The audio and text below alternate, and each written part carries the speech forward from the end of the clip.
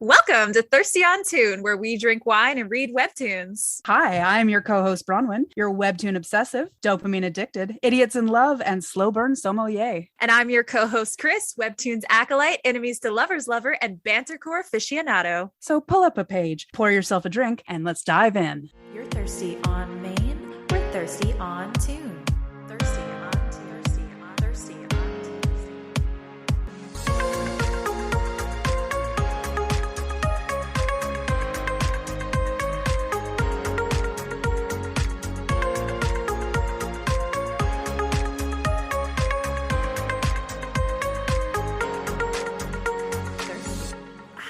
Oh, Hello. how are you? I'm good. How are you? Oh, living the dream. Aren't we just? It's a nightmare on Elm Street. So. We do love a dreamscape, though. Yeah, we do. I am that obnoxious person that never says fine when people ask if it's not real. Yeah. I refuse to say fine. I try not to give like trauma dump, but I do like to give them the terrifying real answer. Yeah. I don't like to lie. I mean, No, I only like to lie when necessary. That's the yes, Loki in me. exactly. I save the lying for when it's going to be actually beneficial to me. Exactly. Not lying for your niceties. No. If you're asking me how I am, you need to prepare yourself for some sarcasm. Well, and frankly, I am of the mind that if you're asking me how I am, you actually want to know. I am of the mind that how are you is a rude question. We're one day going to all wake up as a society to that. Yes. Yeah. Yes, I'm familiar actually. Jill has been she doesn't like that question, hasn't for years.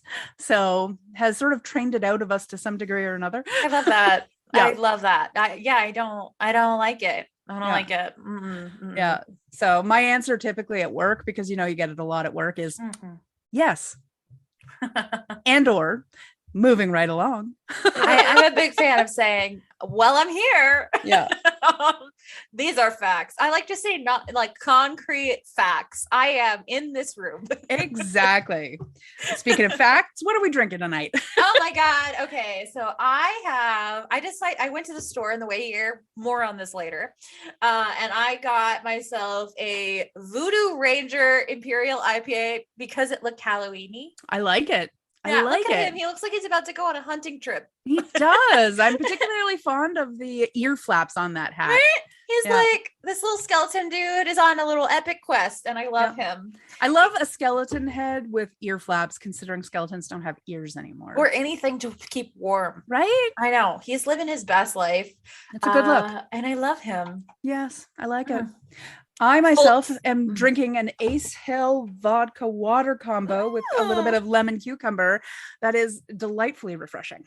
And I believe you said deadly. Yeah, quite deadly, because there's no vodka taste in here at all. That's how you want it. Mm-hmm. Yeah. So I definitely was walking around my local Sheets. Hey, people who are in the East Coast of the US, you know what I'm talking about, which is a gas station that mostly sells alcohol, snacks, and fidget toys. And no gas. And, well, so weird. Some of them have gas, but the one around me does not. You are correct. It's a gas station, has no gas. My mind, she boggles. I've always thought it was funny to have alcohol in a gas station anyway, because that seems to assume a level of drunk driving that feels a little uncomfortable. A little? I mean, look, I'm Canadian. I'm used to not having alcohol anywhere but the alcohol store.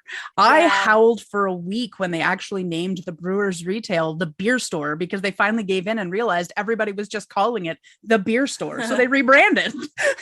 That is how it is mainly in Maryland, where I was from. Each state is different on this. In Maryland, it's like you go to a liquor store to get any kind of alcohol. We don't have it in our gas stations, and we certainly don't have it in our grocery stores. It's literally its own store. But I went just across the state line into Pennsylvania, and they're like, we got them in the gas station, we got them in the, we have them in the grocery store, we got them over here, we got them in the toy store. That's not true, but it could be. I mean, it would explain the naming convention in Toy Stars. I've always laughed about that. You have Toys R Us, which sells toys, and then you have the adjunct store Babies R Us. What do they sell? Babies. Right. That's where you buy a black market baby. This is what I'm saying. Babies R Us. That's adorable. I've never occurred. You would think it should be like Rattles R Us would make more sense. And the alliteration. Exactly. Why don't we get to name everything? Missed opportunities. Missed opportunities. For sure. Oh, so you might be wondering, listeners, why does this episode title not have what we're talking about today? And that's because we aren't. Yeah, we're not. We had something scheduled for tonight, and one of our guests, alas, had to cancel last second. So we had to reschedule, and we're like, you know what? Let's hang anyway and make it everybody else's problem. 100%. So what are we talking about? We'll find out as you do. This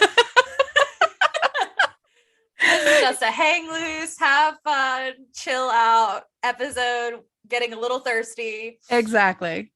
So, it's Halloween season. We can talk Halloween costumes. Let's talk, all kinds of things. Spooky movies and books we're reading.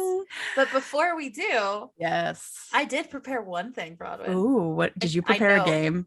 I did. Yeah. I know. I wanted to surprise you. Bronwyn had no idea I did. No. Ooh, okay. Hit me. I'm genuinely so excited about this game. So I pull out my copious notes. Oh my God. Okay. So we are going to be playing a game that I like to call Shipperdy. Ooh, I'm in. Okay. It is Ship Jeopardy. Yes. So I will tell you the fandom chosen name of a popular ship. I did try to do a little harder, so they aren't going to be, John Locke up in here. It's not going to be Sherlock and John, right? Okay. They're a little harder, but ones I think you can get to through analyzing the name. Okay. Oh no. If you can't get them, I will give further hints about who it is. Okay. So you're going to answer it in the form of a Jeopardy answer. So you'll say, what is, all right. So caveat for all our listeners here. I have a particular problem with names. So this is going to be real entertaining. I pretty much thought that was the only way this game would be gameable. Because to be honest with you, they're not horribly hard. So I was banking on the only person who's going to fail at this is me. I mean, I'm sure some people don't know any ships. Like there's those people. Hi, welcome. You must be new here. Join me. So for example, if I said if the answer is Stucky, you would say, "Ooh, who is Bucky Barnes and Steve Rogers?" Yay! Ding, ding, ding, ding, ding. Yay! Exactly. So you've got it. Except I almost stumbled over who the hell Steve Rogers was. So we're gonna not talk about that. Where I was like, that was my easy guess, and if you don't get that right, this game might be a disaster. But it's okay, because unlike do I have a phone a friend? I was gonna say, unlike if Steve walks into the room, it counts as a phone a friend. Okay.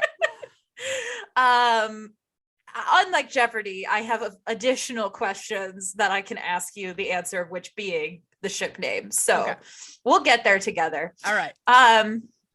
For everyone who's listening who is not as into ships as I am, ships' names tend to come in a couple of forms. They might be the combined name, where it's the two characters combined. They might be also like a related idea. So not all of them are combining names. Some of them are ideas about what they are. No. So if that gets confusing, I am also fully willing to clarify which type of ship name it is. Appreciate you. Yes.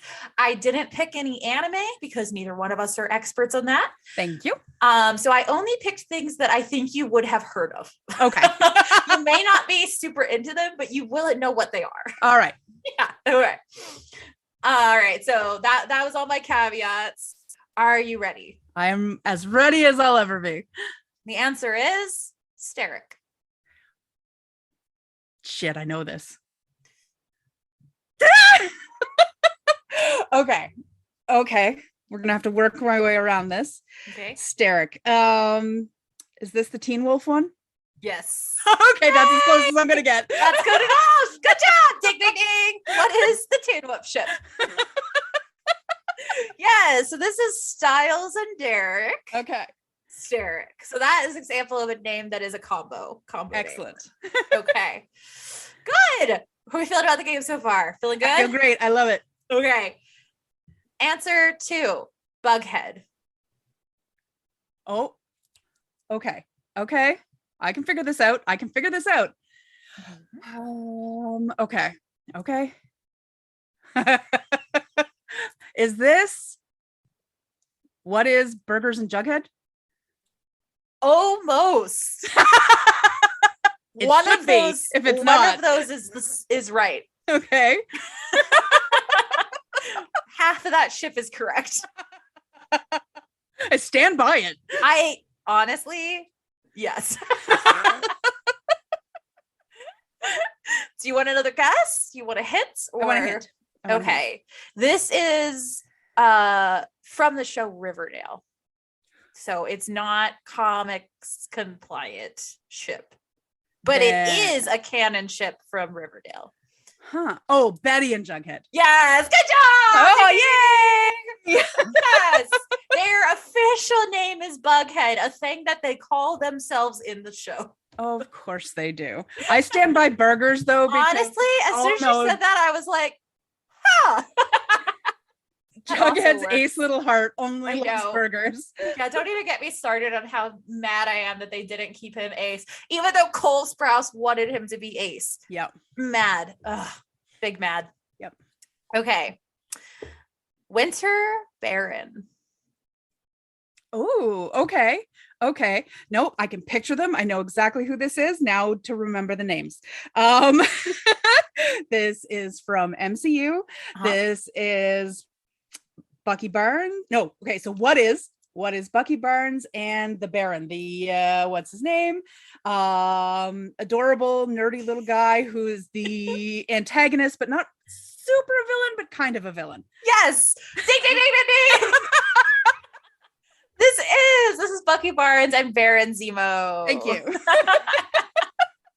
job. I love Winter Baron as a title. I was like, oh, good. A+ fandom moment. Yes, chef's kiss. I like that ship too. I'm not gonna lie. Kind of hot. Yeah. Look, we know that I'm a hardcore Winter Falcon fan, yes. But when I discovered Winter Baron, I was like, okay, I get it though. Yeah, exactly. That enemies to lovers is sexy. Yep, I can dig it. Ooh, yes, and all of the fics between them are like BDSM fics. They're very steamy. It's very steamy. I recommend. I may have to go reading. Yeah, I can send you some of the best ones. Yes, please.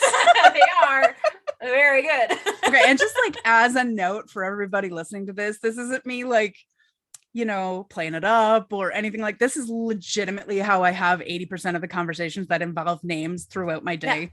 Yeah. All of the time. Amazing. I'm very proud of you. Yeah, this is literally how I work my way through describing things so people figure out what I'm trying to talk about. I mean, this works really well for me because I grew up with a mom who did the exact same thing. My mom is notoriously the one who would go, what is that actor's name? Friend of Michael Fassbender. And I would just be like, James McAvoy? And she's like, yes, because they were friends in a movie. Yeah. No, I 1,000%. A minute you said that, I knew exactly who you were talking about. I want to see you and my mom have a conversation about actors. It would be the most incomprehensible thing that you'd both understand. We would completely be on the same page. I cannot wait to have a good conversation with your mom. Honestly want that too. My favorite one ever though was her what's the guy with the face? And I did know what she meant. And I was like, how do I know what you mean? Why do I know? I can't remember now, but I think it was Gary Sinise. Yeah, that tracks. I don't know why, but I was like, oh, you mean this guy? And like everyone around was like, how? In what world? It's in that place I put that thing that time. Yeah, exactly. I got you. I know. So, Michael Fassbender, the friend of James McAvoy. Yep. She still calls him that now just to annoy me, I think. It's the new friend of Dorothy is all I'm saying. Hey, you know what I'm saying? Okay. The answer is bow tie. Oh. Bow tie. Now, I will give you the hint. This one is a concept name rather than a combo name. Okay. Is this Doctor Who related? No. Okay. All right. Bow tie.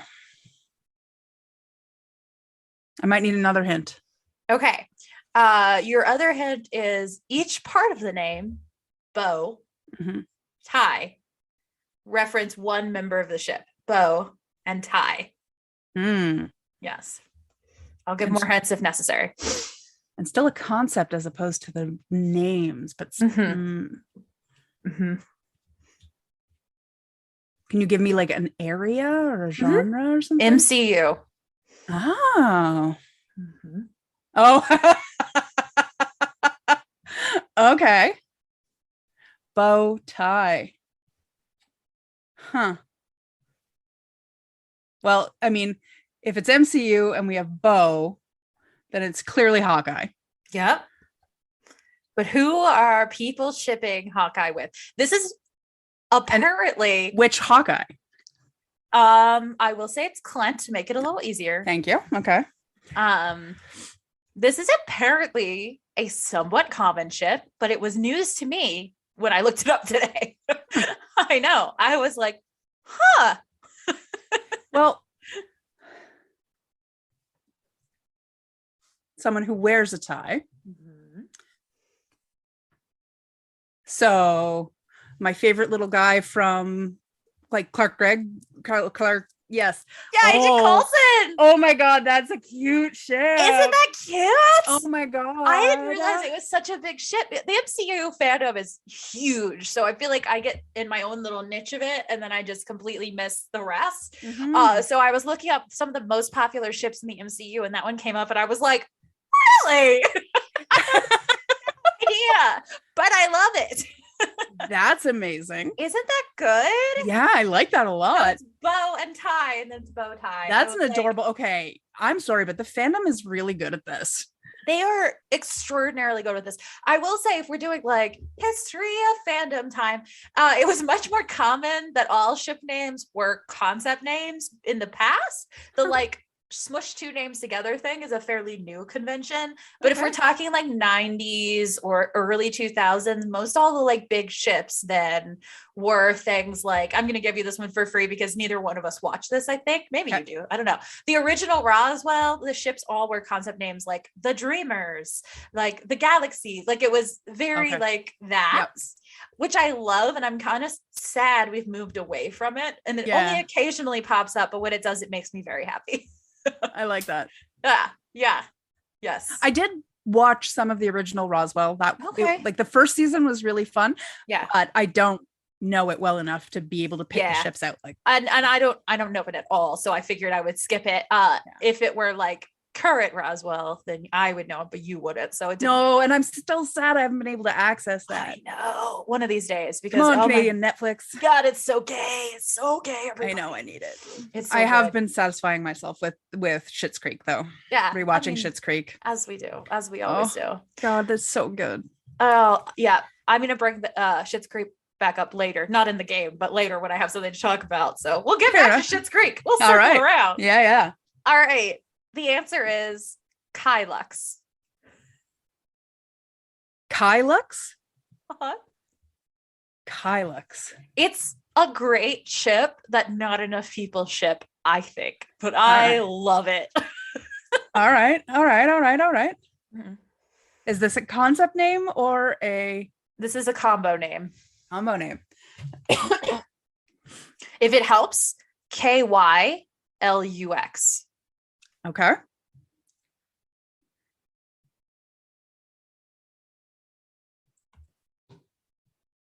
I'm trying to picture the Lux portion. Yeah. Trying to get there. That might throw you off. You're separating it the wrong spot. Oh no. Okay. Kyle Ox. So KYLUX.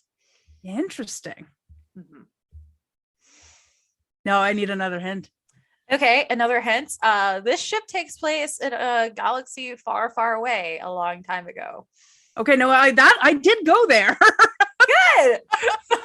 And then you messed me up with the other part. We're talking sequel trilogy. Okay.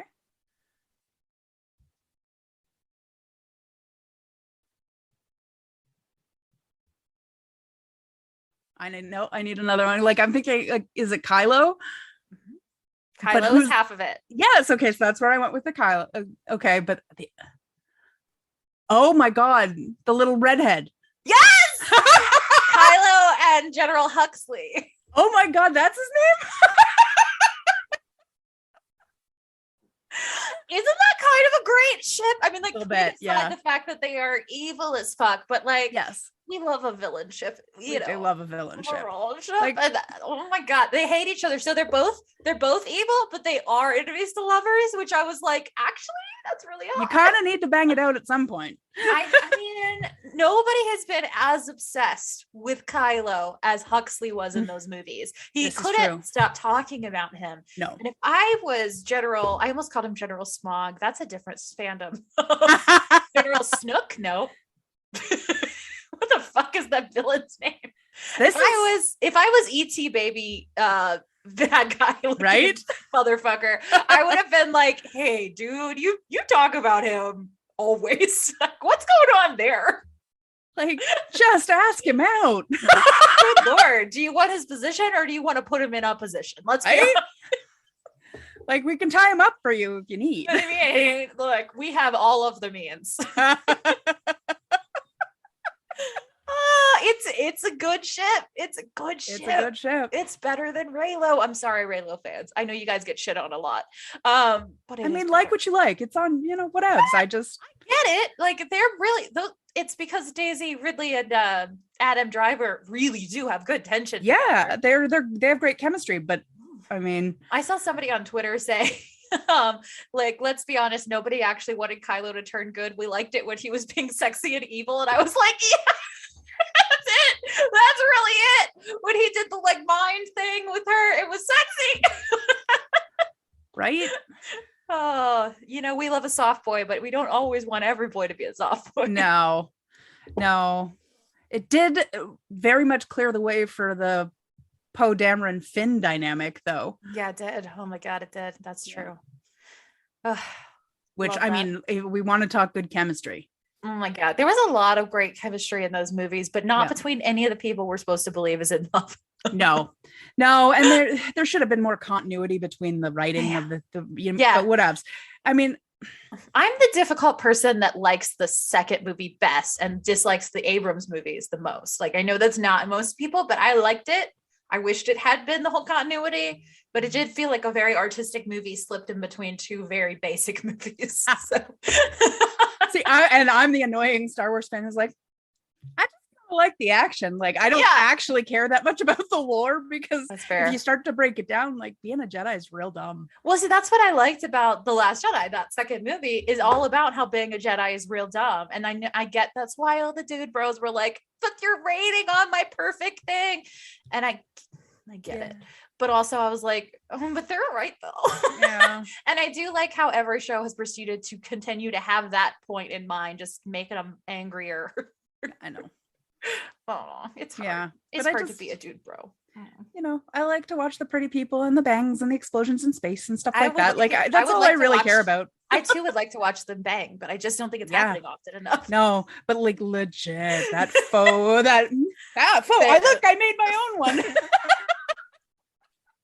Do you know what their actual ship name is? No, I have no idea. They're on this list. There's a hit. You just have to figure out which one it is. I'll keep an eye out. Okay. I didn't put them back to back. I was like slicker than that. Okay. The next one you might know, like you might have heard. I certainly have talked about. All right. But not all the time. So I'm hoping I slipped it by you. Okay. The answer is Hanagram. Okay. I'm feeling Hannibal is half of this. But who's Will Graham? Yeah! Yeah! What is Hannibal and Will Graham? Yeah. I like that one because it is a mush up of their name, but it also kind of isn't. It's like anagram. Like it actually is a concept too, which I love. I thought that was cute. Yeah, I love it. It's like the darkest show with the cutest ship name. Like, oh my God, we love anagram. They're so cute. I do love. Yes, that's a good ship too. Yeah, it's a good ship. I was just trying to explain to my poor mother how, yes, it is a show about a serial killer who slowly manipulates an FBI agent, but it's like real romantic and cute, and it's not as dark as it sounds like it is. And she's like, and it also kind of always makes you want to eat, which is really disturbing. Literal, absolutely beautiful. That documentary I've been watching, Queer for Fear, the one I told you about, is by the creator of Hannibal. It's Brian Fuller, exploring why queer people love horror so much, and it's so good. Everybody, it's like the best. I love it. Oh my God, I can't wait to watch it. Oh, it's so good. Okay, the answer is Wolfstar. Oh, can you say that answer again for me, please? Wolf. Wolfstar. I said it right for just a second. I can't put it together. Okay. Wolfstar. Oh, for everyone out there who can't see Chris, making them pronounce the L in wolf. It made my whole body move. It's like watching them try not to vomit in their mouth. It's amazing. My Maryland tongue I can't make it work. Wolfstar.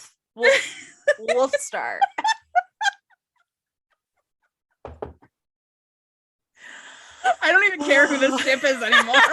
It is genuinely the word wolf, not woof, to be clear.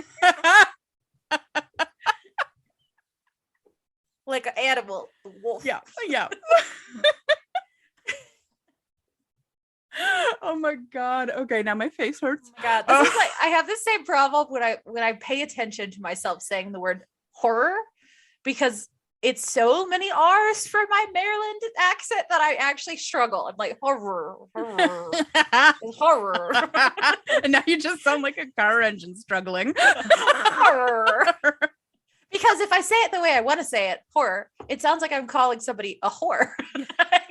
I can't quite hit that last R. Yeah. Just a horror. I'm a big fan of horror. Oh my God. Where are my people from Baltimore at? You know what I'm saying, right? God. Or as we like to call it, bomber. This is making me so happy. Okay, Wolfstar. Wolfstar. Okay, I need a hint. I'm sorry, I'm so distracted. So fair. This is a throwback. This is a classic ship. From my childhood, so I guess it's not that far of a throwback. This is a look in internet days. That's an old ship. This ship is from a book series that became a movie series. Okay. It is a concept name similar to the one we did before, where wolf refers to one half and star refers to the other. Okay. It is a reference to both of their names, though, I will say, if that helps. But it's also a reference to them as characters. It's a layered name. This name has layers. All right.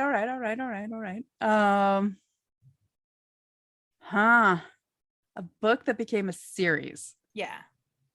It probably is the one you would think of, if that helps.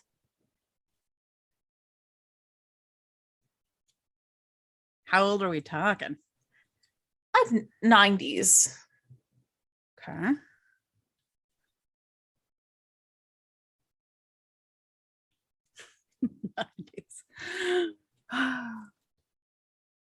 Oh, I think I need another hint. Okay, so this is from Harry Potter. Oh, okay. Oh, dear Lord. Okay, I will lead you. No. I'm just sorry. The dear Lord was for that's old. It is though. I know. I did clarify that I meant in internet ship terms. Yeah. No, you're not wrong. I just had a moment. Okay, that's okay. No, so okay, so if it is Wolfstar, then this is Lupin and Oh my goodness. Sirius. Yay! I actually Ding, remember ding, their ding. names. What is Lupin and Sirius? Absolutely. So Sirius, of course, being named after the stars. Exactly. Yeah, exactly. This is the best ship. Like, let's be honest with you. I will never again read Harry Potter. It's dead to me. Yeah. But you know what isn't dead to me? Harry Potter fanfic. The only ethical Harry Potter one can still consume, Harry Potter fanfic. Yes. And Rainbow Rowell stuff. And Rainbow Rowell stuff, which is Harry Potter fanfic. Yeah, exactly. But this is, and the Marauders are my favorite fanfic to read. And our mutual friend Jill pointed out to me that my memory of the Marauders is only fanfic. And when I talk about them, I forget the actual material. And that is correct. Yeah. Because I'll say things very confidently that are not canon. No. But oh my God, do I love and respect the fandom collective created Wolfstar that has been cast as Ben Barnes and Andrew Garfield. Okay. Yeah. That's a beautiful ship. That's a beautiful ship. It's a beautiful ship. Yeah. If you, my TikTok is full of edits of those two actors in other things, pretending like they're in the same movie. Amazing. I will never get over the interview Ben Barnes did during the Shadow and Bones media tour, where somebody said, you know, and you played Sirius Black, and he's like, people always say this to me. I didn't though. I'm pretty sure. I saw that movie. It was Gary Oldman. Oh, it's amazing. I know. I love it so much. All right. The answer is Silky. Silky. Sylkie. Okay. I feel like I've heard this one and I should definitely know it. You have heard this one in the last year or possibly last year. Okay. Yeah. Oh, yes. Nope. I pulled it out. I pulled it out of my brain. I know this. What is Sylvia and Loki? Yeah. Yeah, Sylvie and Loki. Yep. Sylvia and Loki. Oh yeah. Yep. Look, I actually remembered it right off the bat. I know. This was the narcissism ship, and I love it. Look, it's not who I want Loki with, but do I get it? I get it. I mean, I'm sorry, but what kind of world would we live in if there wasn't a ship of Loki with a version of themselves? Look, Loki loves no one so much as they love themselves. So exactly. Because as RuPaul says, if you can't love yourself, how are you going to love someone else? That's what I'm saying. That's what that quote is about, right? Look, and everybody knows, you know, the first thing you do when you time travel, you go back, you find yourself banging out. That is what the time traveler's wife taught me. Right? Do we all remember the time traveler's wife that he literally goes back and jacks off his 15-year-old self? Because I remember. Yikes. Yeah. No. It was weird. Yep. Don't know why that book decided not to do an adult version. No, it was complicated. Yeah. Yeah. Okay. Totally different direction. The answer is Liberto. Liberto.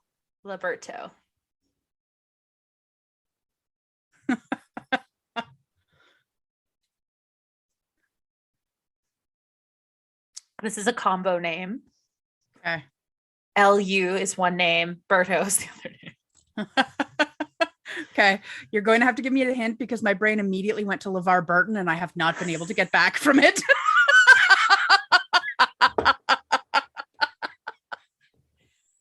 LeVar Burton and who? Doesn't matter. I still ship it. This is we're talking Pixar. The Muppet face you just made. I swear when you realize it, you're gonna be like, oh. I swear, I promise.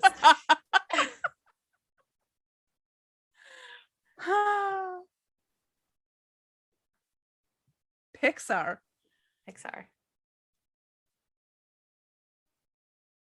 I've seen a lot of Pixar. You've seen this as well. No, I know.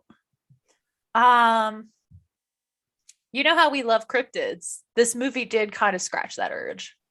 Huh. Pixar and cryptids.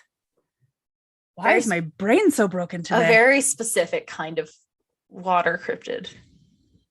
Oh, okay, gotcha. That was Pixar. Oh, wasn't it? Is it just Disney? Hold on. It might just be Disney. Oh God, if I mess this up, I'm gonna really get killed on the internet. Don't get killed on the internet. It says it's Pixar. It says it's Pixar. Okay.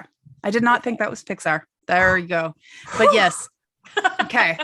I know exactly who you mean. I have no idea what their little names are. Was it Luke? Was one of them? And Luke. Now I'm just mouthing the name. Right? Listeners. Luca. Gotcha. Okay. And Alberto. Yeah, which makes sense because the movie's name was Luca, wasn't it? Mm-hmm. Yeah. That's okay. That is okay.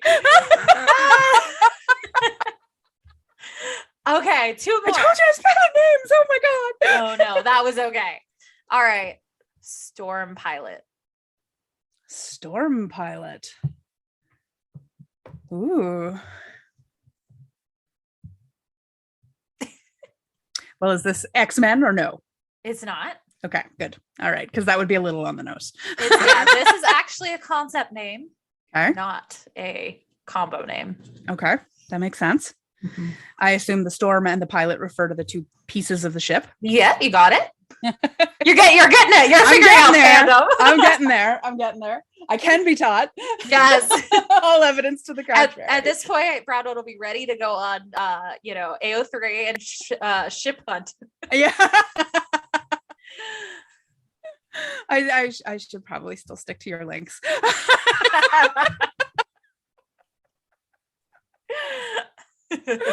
Oh, you can't trust me to Google alone. That is true. Recent evidence does imply you don't know where you'll end up. But hey, if you're on AO3, you might enjoy it. I will enjoy it. You'll have fun no matter where you end up. Exactly. Searching explicit Paw Patrol fanfic for just to spam John with it. Yeah. Here, John. I found this one. It's pretty good. Oh my God, we absolutely have to send that to the chat. Yeah.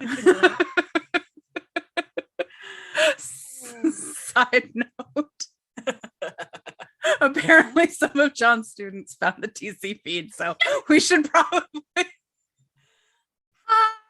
they're loving the Paw Patrol episode. I don't know if you're listening to this too, but I don't know if you should be. This is the more explicit one. Yeah, exactly. Welcome to Talking Comics After Dark. we may be responsible for John's slut era. Sorry, not sorry. Yep. Enjoy the things that awaken. Anyway.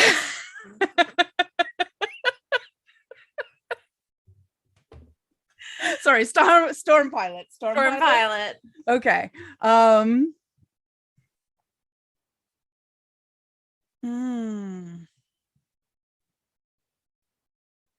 Okay, what genre, what area am I in? We're once more in a galaxy far, far away. Okay. Haha. I know where we are. We're back at Foe. We are back. Yeah, so Stormtrooper, fighter pilot. Yep. Storm Pilot. I know. It's cute. All right, and the final one. Mm-hmm. Everlark. I feel like I've heard this one before too. Probably have. It is a combo name, but it is a combo of last names, not first names. Okay. Mm-hmm.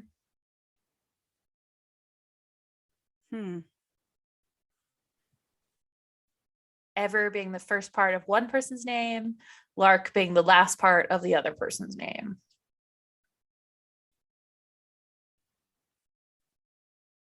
I might need a hint. We are once again in a book trilogy that became a movie quartet. If there's a hint for you. I mean, definitely a period of time where that happened. I know. I was like, that narrows it down to time, not for which series, because it's all of them, right? Yeah. But we are in our dystopian era. Yeah, exactly. Which puts me in but I'm not being mean to you, so assume it would be the one you know more about than the other ones. May the odds be ever in your favor. I didn't assume I should throw some Maze Runner in here. Yeah, right. which I know exists, and I know the twist, and that's it. You know the twist because I shouted it at you that one day, or did you know it before? Because you've shouted at me many times. I know I hate it. Yeah. I don't remember shouting multiple times. Oh yeah. Also, James Dashner has Me Too accusations against him, so we don't love him, and I don't feel bad saying shit about his book on the internet. No, fair enough. Mm-hmm. Yeah, but Dylan O'Brien from the movie was perfect. I rest my case. Anyway, excellent. Okay. Okay, so we're in Hunger May the Games. odds be ever in your favor. It's not just names I struggle with, it's words, but I names love are it. You're especially doing bad. amazing. I get there. I have the pictures in my head. You're crushing it. I don't know why you're apologizing. I literally was like, here's a game from all over every possible fandom. Good luck. So you're acting like it's that weird that this is hard. I'm enjoying myself. I'm glad. Okay. I don't know any of their names. Who would you guess? Just throw that out there then. It would be the baker and the emo one. Yeah. Well, wait, who's the emo one? I was like, you got to narrow it down. There's more than one emo one in Hunger Games. That's fair. That's baker a fair is point. half of the ship. Who is the emo one? I don't know, the dark-haired one. Gale. Yes. No. Nobody liked him anyway. Fuck Gale. Fuck Gale, but don't fuck Gale. You know what I'm saying? Yeah. He does bring tiny peen energy to the table. He has the tiniest peen in all of the districts. Yeah. And the tiny peen energy is more about like inability to use it than anything else. Like we don't know what size it is, but we know he has never found the clit in his life. Yeah. That's our next game. Who can find the clit? Maybe that'll be a Talking Comics game. I'll make the guys decide which character can find the clit. Yes, please. Oh my God. You heard it here first, folks. Nobody tell them.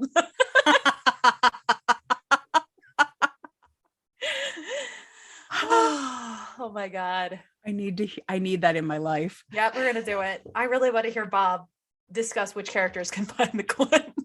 That's what I want more than anything. Oh my God, I love that so much. Okay, so Everlark. Okay, I have no idea what the baker's name is. Okay, so I don't know which one. It is the baker. But I don't know which one he is. Lark. So his name is Peeta Malark. Okay. So we're looking for Ever. Yeah. Okay. Oh, what about the pretty himbo? Oh, that's a good ship, but no, I love him. That's a Finnick. Yeah. What's his last name? Couldn't tell you.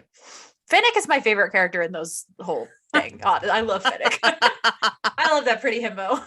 He's also like an angry himbo, which I kind of enjoy. Like, right? He's a pissed off himbo. Yeah. No, this is actually.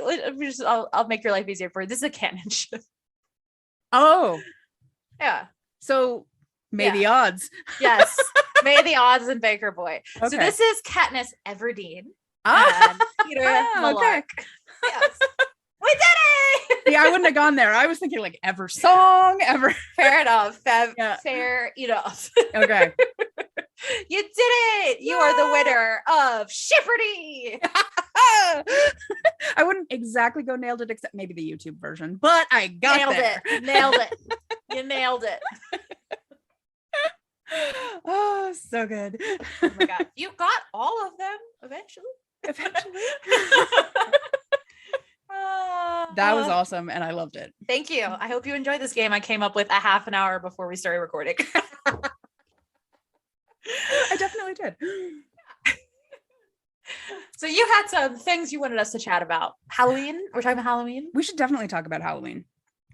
Yeah. You have multiple costume events coming up. Yes. We have our little like Zoom Halloween event, and then I think you're doing some sort of con. So do you want to talk us through your planned costumes for this? Yes. So for our group event, we are doing everybody dress as your era. Yes. Inspired by the Taylor Swift eras. Exactly. Was how this conversation started. And then it unraveled into our most like chaotic versions of that. Yes. So I will be dressing as my goblin era. Mm-hmm. And Bronwyn, what era are you in? Oh, absolutely. Bringing my villain era energy. Yep. Yes. We have someone in their PTA mom era, someone in their crafting era. Did Margie say what her era is? Did I miss it?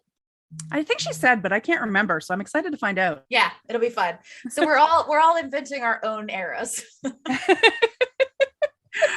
And it's going to be fun. So then after that, I'm going to Baltimore Comic Con. So if you're there, you should absolutely say hi to me with my Gotham Outsider co-host, TJ. And that's going to be so much fun. The funnest. And I'm going 2 days and I have 2 different cosplays. So the first day I will be going as Emma Frost. Yes. And on the second day, I'll be going as Patsy Walker, aka Hellcat.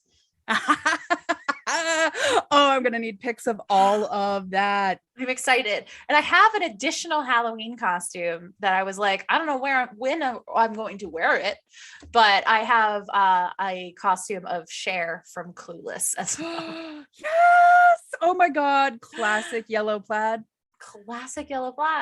Yes. I've been waiting to break it out. I got this costume back in the pandemic days when I thought it would be over by Halloween of 2020. Anyway, we were young once. Anyway. Yes, we were.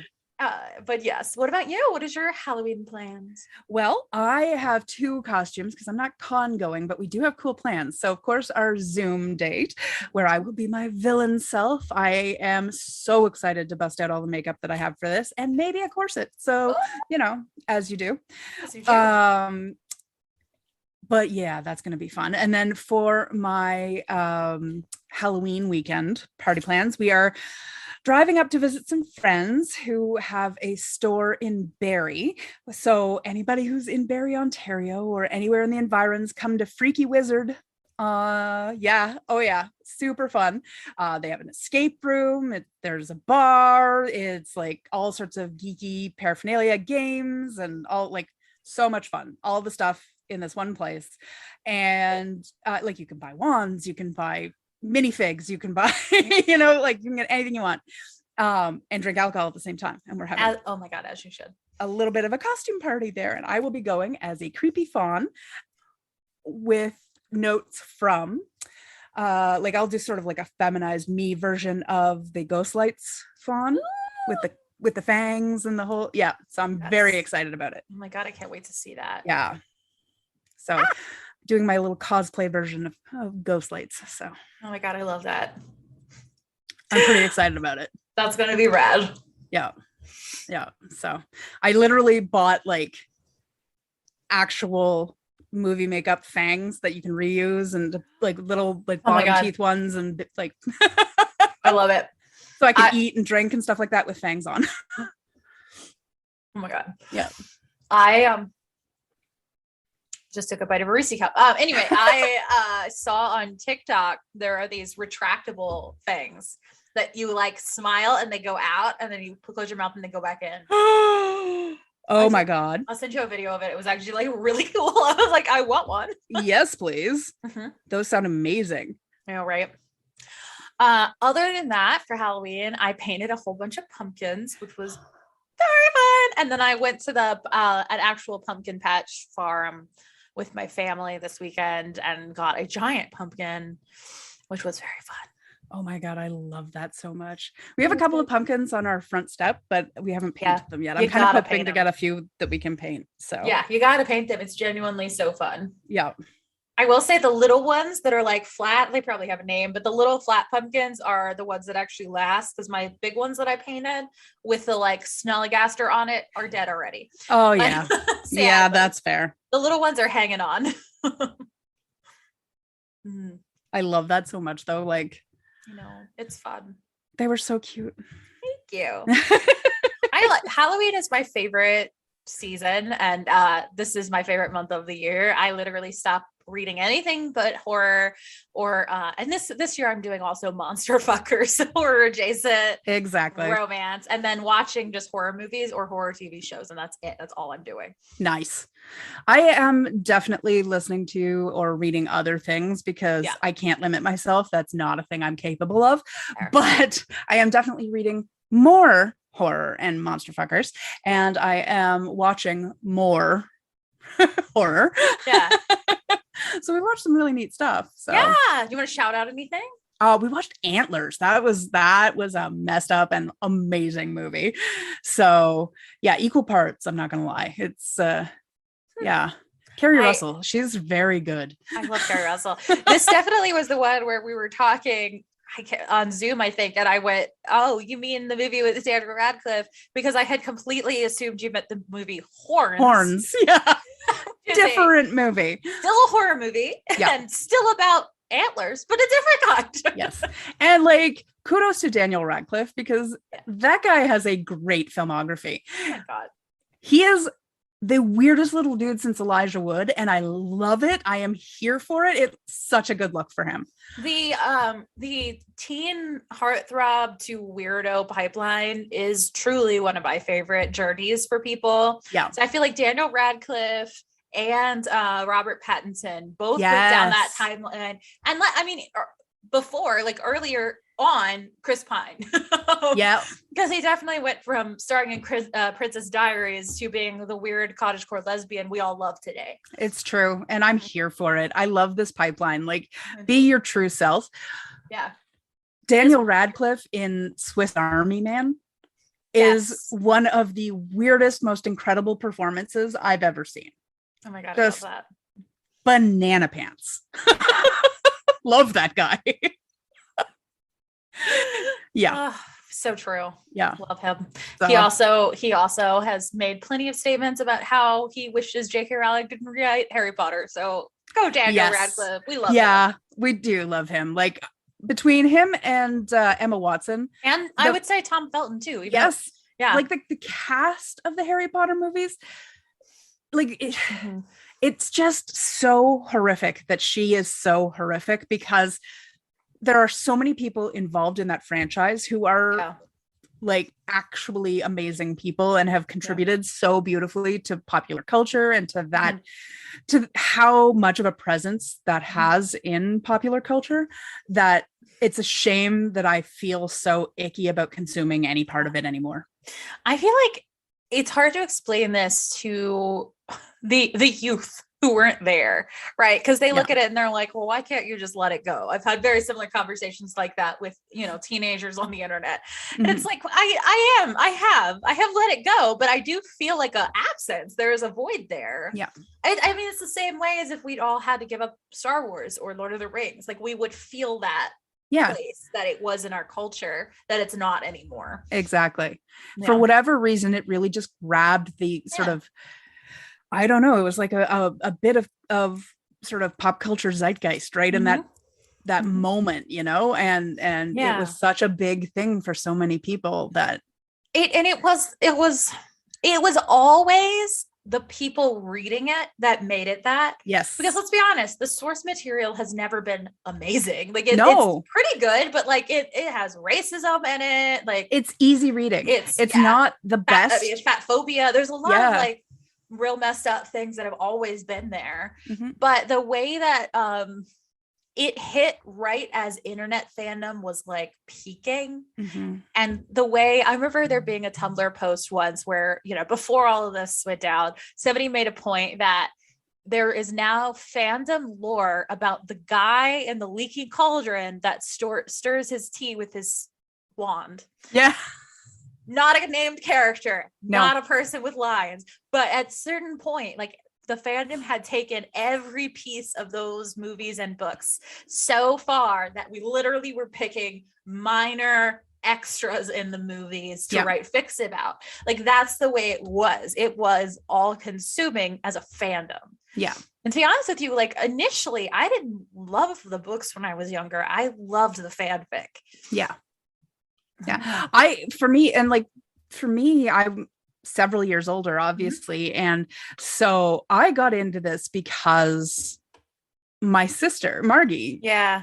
So I was moving out for my first job. I had just graduated university, and I was leaving home and moving into this apartment in a city I didn't know anyone, and it was just a room in some guy's basement in a place I didn't know, and I didn't and so I was nervous, I was anxious, I have anxiety, like this was not well controlled at this stage in my life. There were extenuating circumstances here. Sure. And Margie gave me the first 3 Harry Potter books and was like, you should read these. You're going to love them. They're going to, you'll feel good. It'll be good. But you have to understand, I was like, I don't know. How old was I at this stage? Like 22, maybe. Margie was 11. Yeah. Yeah, because Margie and I are this, I think, am I a year older than Margie or you're younger? We're right at the same age. Yeah, you're a little younger. But yeah, that's what it is. Yeah. And so I was like, am I taking book recommendations from my 11-year-old sister? And I was like, you know what? Why not? I love her. She's adorable. We have this bond. She's wanting me to share this experience with her. Yeah, I'm going to read. Oh, okay. So then I got sucked in, and know how I am with reading. And I had just graduated university where I hadn't been able to read for pleasure in so long. Yep. Oh my God, they ate my brain. I finished all 3 books and immediately started the first one again, and just finished the 3 books and then immediately started the first one again. And I just 100%. You know how I am. I have met you. And it's like we were talking about earlier, the way that, collectively the fandom has recast the Marauders and to the point where they have the better, and they've made like actual YouTube videos that look like they could be in the same movie. Like, it's just the level of investment that we've all kind of collectively put together has made it more powerful than it ever was as a singular piece of media. Well, and it is the thing that connects so many people across so many borders. Yeah. It's like, oh, but you like Harry Potter. It's like, okay, so we maybe speak different languages, but you like Harry Potter, or what, and I am so bitter. Me too. That she just couldn't keep her fucking mouth shut. Right. Somebody was talking about this, like, why couldn't she just be Stephenie Meyer? Stephenie Meyer is an equally problematic person. So much we know that. But you know what? We don't have to think about it all the time, because that woman took her bank of money, locked her big gates in her house, and went inside. Right? Shut up. She doesn't tweet. She doesn't do fucking anything. No, exactly. She's just living her life. And, we can live with that. It's not like I can't read her book and be like, well, I can see some problems right here, but I don't have to think about her all the time. No, exactly. And she doesn't have to constantly remind everybody that she's a piece of shit, who thinks that there are people who are subhuman and don't deserve the same rights and freedoms as everybody else. Like that. No, friend. No. And then casts herself as the villain in the as the hero of the new book, where trans people are the villains because of wanting to kill her for things she said on the internet, for example. Like, there's Rowling, the way that that is a plot line from The Office. That is not a real thing that happened. No, like, legitimately, there's self-insert fiction, and then there's that. Like, right. I too am gonna write a novel where all the people that have wronged me kill me. Like, what is this? The 13th reason to calm down? I can't. Like, there's some, I don't know.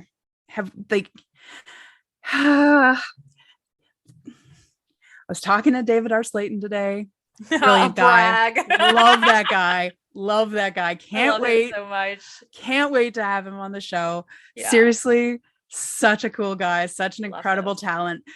Go read his stuff, because damn, it's so much better. You want gay wizards? We've got gay wizards, right? Okay, so A, plug, go read that. But B, just so much smarter and better to talk to, and like, let's what a cool dude. Right? What a cool dude. Oh yeah, I love being Twitter friends with him because you get to watch him promote other authors, support, young artists. Like he is just a really good dude who's constantly being a good dude on the internet. That's who you want to be. That's how you want in to a world full of J.K. Rowling's. Be a David R. Slayton. David, make that into a poster. Yes, please. Oh my God. Oh, frick. But I was talking to him because I had to scream into the void about how much I love his new book. Yes. Are we going to pivot into Deadbeat Druid talk? We're going to have to, because I'm sorry I waited as long as I could. Absolutely. And we're not going to spoil because I need us not to, but I'm halfway because through. As is my wont, and I know you're all shocked, Chris started it first and I finished it first. Okay, but this time we started it on the same day. So I feel a little better about that. One of us had to go to work at a place where if I listened to it while I'm working, my clients would say, "Why are you ignoring me?" I mean, fair enough. My staff says something like that, but they can deal with it. Exactly. Yes. The point being, we literally both downloaded it as we woke up in the morning on release day, like it was fucking Christmas. We were just like, yeah. They had bought an e-version and an audiobook and had been going back and forth between them. And I'm tempted to buy a physical copy too, if I'm totally honest. If I can get a box set, I will. I saw so many pretty people were taking pictures of it in the wild, at bookstores or whatever. And I was like, I might be ordering that. I don't know. Oh my God. It's just, they're so good. So good. Everyone who, like us, read the first two and were like, how is he going to end the series? How's he going to end the series? He's doing a good job, y'all. Oh my God. It's so everything good. You want it to be. And I will say, I was prepared for it to be, I was worried it would be only angst because of the way it left off, but it is genuinely funny too. Like I've been laughing my head off. I've howled. Like I just laugh out loud funny. Like actually, in my office, I did a lot of office work today so that I could kind of close my door and listen to my book and because I had to finish it. I only had 2 hours left this morning because I listened to it all day yesterday and all night. I was just like, I can't, I must know. Steve was like, turn off your book, go to bed. You have to be at work in 5 hours, go to bed. Come on, Steve. It's like, fine. Thank you, honey. I love you. But I'm like, seriously, just sitting there listening to my book, howling, and then fist pumping. And I was like, I knew it. Oh, I know exactly what you fist pumped and said I knew it over. So oh my God. There were a few reveals. I was just like, yes, called it. Oh, every character is just at their best. I love it so much. 1,000%. I didn't anticipate the level of growth for some of the characters in this story. I should have. We've freaking talked about it. I know, right? With Bobby, and Bobby keeps growing. On a whole conversation about the growth arc with Bobby, and yet it was still surprising for other characters. I was just like, how? I know. I really do love what a comparison I'm about to make. Bobby has a Steve Harrington from Stranger Things growth arc from absolute tool to the Bobby of book 3 would have beat up the Bobby of book 1. Yeah. 1,000%. Oh God, I love him in this book so much. And Vran, the Emo. Oh my God, my chaos monkey. I love him. Chaos so monkey. much. I need that on a t-shirt. Please. Yes. He is our Loki variant. He really lives up to it. There's a moment when Adam is trying to mediate between Bobby and Vran and goes, I am dealing with 2 children. I know. I do love though that, when we were talking about what we might get in Deadbeat Druid and how, our predictions or whatever, and you were like, I really want Vran to hang out with Bobby. I really want Bobby to be hanging out with and then I know. I'm like, nailed it. David is so good at giving us what we didn't even know we wanted. I know. He's so good. We love him. Yeah. And guess who's going to be on the show next? Yay! David Arslanden! We're definitely going to get way into book 3 by then, for sure. Oh, yes. Yes. Also, I will say that I did mention this is the end of the Adam Binder trilogy. However, David Arslanden has been saying on Twitter this week that he has outlined a follow-up trilogy that he may one day write. So it's the end of this trilogy, but maybe not the end of the Binders. Cannot wait. I'm also pretty excited about this community college book that he keeps talking about. So it sounds rad. I am excited about it. Yeah. Yeah. God. So excited. Basically, anything he writes, I'm probably just going to pre-order. He's so going to be, he's an like auto Christmas. buy. Yeah. He is an auto buy forevermore. Yeah. It's like him, Charlie and Hera, Iris Yep. Foxglove, Alexis Hall, you know. Yeah. Just immediately, I don't care. Didn't Lee read- Mandello. I may have gotten an arc of the next Alexis Hall book. Oh my god. It's called Glitterland, and it looks great. Oh, I'm so excited. You're gonna have to tell me all about it. I am. Oh my god. But yes, we love David Arslanden. Yeah, I'm excited about 2023 and 2024 now. Just like, I know. Do we want to say more about this, or do we want to wait for the interview to say more about it? we'll wait for the interview because it's legitimately killing me to not spoil things for you. I can tell you are holding your hand over your mouth as if physically forcing words back in. I am physically forcing words back in. Okay, let's pivot to other things that we're reading, watching, listening to, collecting at gas stations, maybe.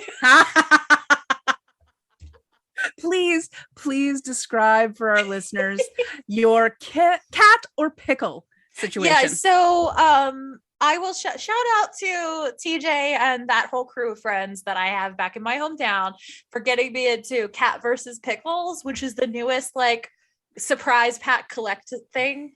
They're palm sized, and they are beanbag-y type. But they're like squishmallows, but like palm size. And they are different things. And you will either get a cat or a pickle. I have an ice cream cat. I have a nurse cat. I have a shoe cat. And I have a pickle eating pancake. I can't with how much I love this. Like, yeah. Oh, I already have a squishable problem. I've just introduced you to a new problem. This is a new problem. They're great. They are great. And they're like $5. So they're not like a huge investment, though. At this point, we're not going to talk about how much I keep spending on them. Right. But I was literally having a bad day today, and I left work telling my coworker, I'm going to go buy a Cat versus Pickle. And I walked up to okay, look, I don't get ID'd very much anymore. I get it. I don't exactly look like a teenager. But I will say, when I sat down 3 Cat versus Pickles and a fidget toy with my beer, they were like, okay. You know when I stopped getting ID'd? When I let my gray grow in. I stopped getting ID'd like when I went to doctorate program, but I was like, I get it. It has aged me. It's so funny though, because like seriously, I was 35 years old in South Carolina at a Piggly Wiggly buying boxed wine and got ID'd. I mean, it's still better than my one sweet, like petite little friend who to this day has been stopped trying to go into PG-13 movies. Oh no. Oh my God. Okay. So I took Margie to see Underworld in theater. Stop. And I bought the tickets for the 2 of us, and the snide little person who tried to stop me going in looked at Margie and I and said, "Do either of you have ID?" I'm like, "Oh yeah, because Oh, I'm not honey. like a decade older than her, but all right." But like, I went with our dad to take Margie and her then boyfriend to their university like orientation day. and got asked like what program I was starting. And Margie was so pissed because she didn't and I did.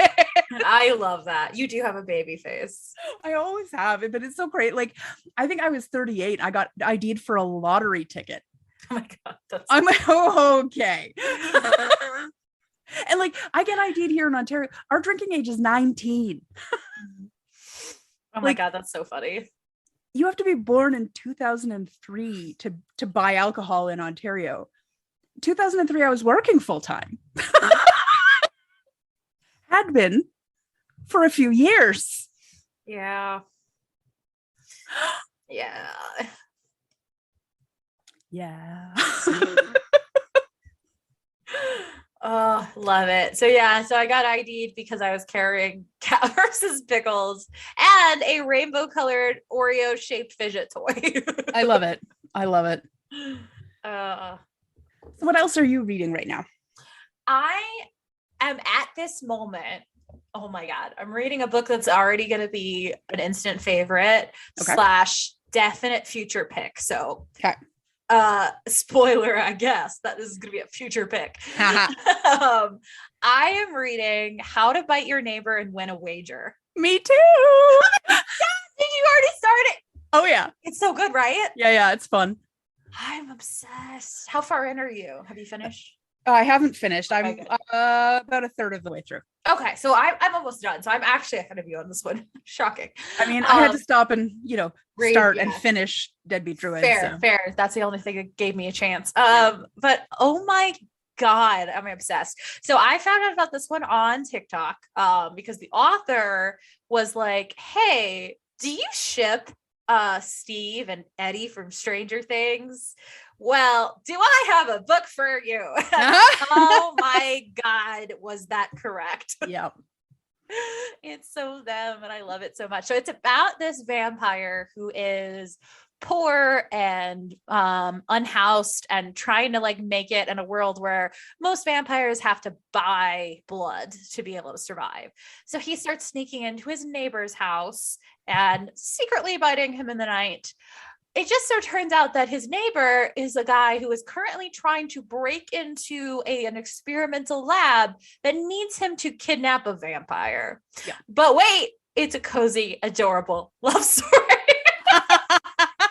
It is so funny. It is so incredibly written. Like the writing. It's so pretty good. Adorable. It's high key amazing. I love it so much. The twists and turns of this plot line matched with the absolute cuteness of the romance is everything. I am obsessed. Right? Like it's pretty cute. Like, and it definitely meets my need for idiots in love. Oh my God. Dumbest idiots ever. Biggest himbo energy. Oh, it's honey. Definitely himbo sunshine, emo grumpy boy to the nth degree. Oh, it's so fun. It's very satisfying. It is. Honestly, I am delighted. What's really funny is after I discovered this, just because TikTok knew, people were like, I posted that I was reading it and people literally tweeted me, "Oh, I was going to tell you about that because it seemed like you needed this in your life." Yeah. It's extraordinarily on brand. Oh my God, I'm glad you're reading it too. You didn't tell me that, you sneak. Well, I'm also reading the other one with the Undertaker or the death and whatever. Yeah, our next episode one. Yes, absolutely. Good. Oh, that one's good. Anything else you're reading right now? And you're always reading a million things. So what else are you reading right now? It's true. Well, I may or may not have downloaded a package of all 4 of those Roan Parrish books. Sorry. Whoa, that was shrill. Sorry, listener. Sorry, ears. So that's the Garnet Run books. Yes. Because there's a Halloween one in there that I want to start. I'm reading that one too. I'm listening to that as an audiobook. Awesome. Those are amazing audiobooks. Those ones are really good. That's awesome. I should get those as audio. For right now, I just have them as ebook, but yeah, fair enough. Oh my God. And then I'm very much looking forward to, but has not been released yet, the next Naomi Novik. Yes, that's The Last Graduate or whatever. Was it The Last Graduate? The Last Graduate was the last one. What is I don't remember what the current one is. Golden Enclave. Yes. So the first book Yes. is Deadly Education, Yeah. which I love. And The Last Graduate, and then one more is coming out. Yeah. And I just pre-ordered. Speaking of Sunshine Boy and Grump, that he is the quintessential himbo. My good Lord. oh my God, Yes. it does not get himbo-ier than him. He is the prototype. He is the map which everyone else follows. So. But she's also my favorite Grump. She is so funny and so grumpy. She's like if Daria went to Hogwarts. Yeah. I just cracked myself. That's solid gold though. Seriously. Every once in a while, listeners, I tell a joke that I'm not prepared for myself to tell. And that would be, I have recently learned, the undiagnosed ADHD.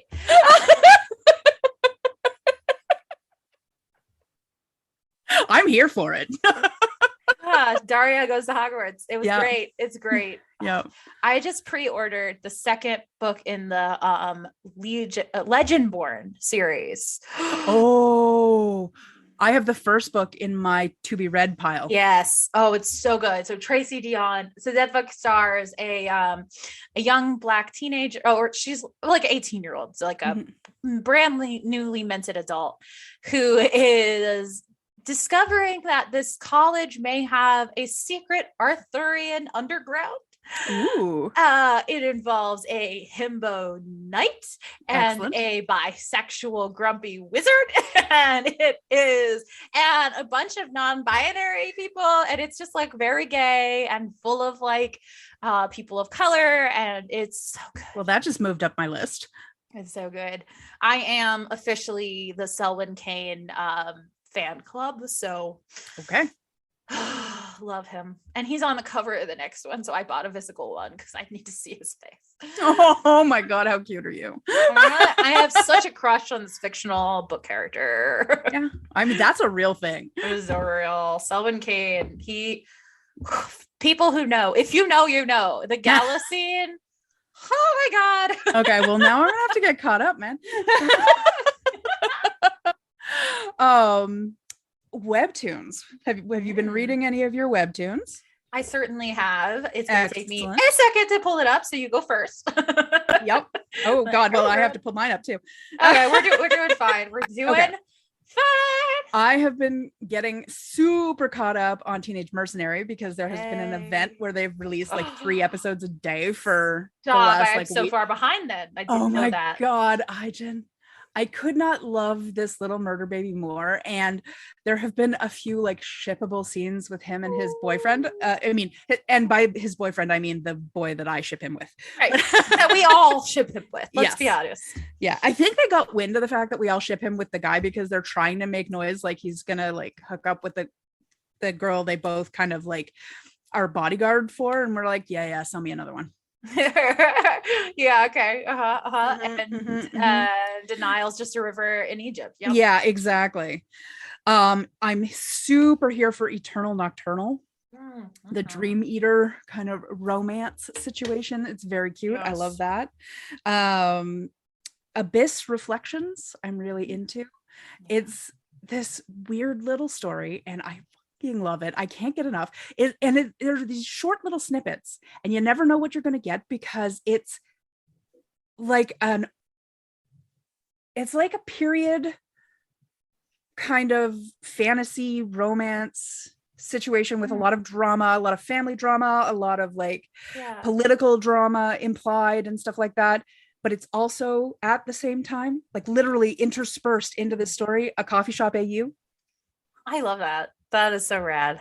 So it's like they are almost reincarnations, except the one character is the same. He's been transported in time, I think. Forward in time so that he's in his own coffee shop AU. And he's found his prince again.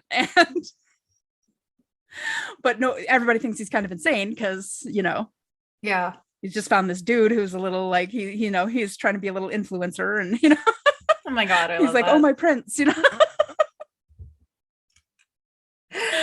but sounds so fun. they have such good chemistry, and it's really interesting art. And I love it. And I love that whenever you open an episode, you don't know if you're going to get the period drama or the coffee shop AU. That's brilliant. Okay, bumping that up my list as well. I have fallen in love with this weird little sort of slice of life for a down and out musician called Hugger Mugger. Oh, I love Hugger Mugger. It's so cute. It's so good. I love it. It's so charming. Yeah. And If Only We Could. I've been reading that too. I love it so much. It's this adorable little romance between these two gamer boys, and it just at the point in the story where one is starting to try and decide how to reveal to the other that he's trans. And I legitimately cried at the reveal. Like, it was beautiful, it was perfect, but there were actual tears. Yeah, it's really, and obviously Prince of Southland. I've just caught up on all of the Prince of Southland too. And died. We could talk about that forever, and we did, and we did talk about it forever. You'll be hearing that soon. They'll hear that before this, so probably, yes. Yeah. So you've heard that one already. It's out tomorrow as we record this, so I think they'll hear it.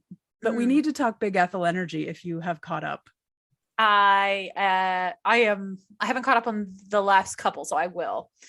We are gonna do a Big Ethel Energy episode soon, so we're gonna have to, but we have a guest, remember?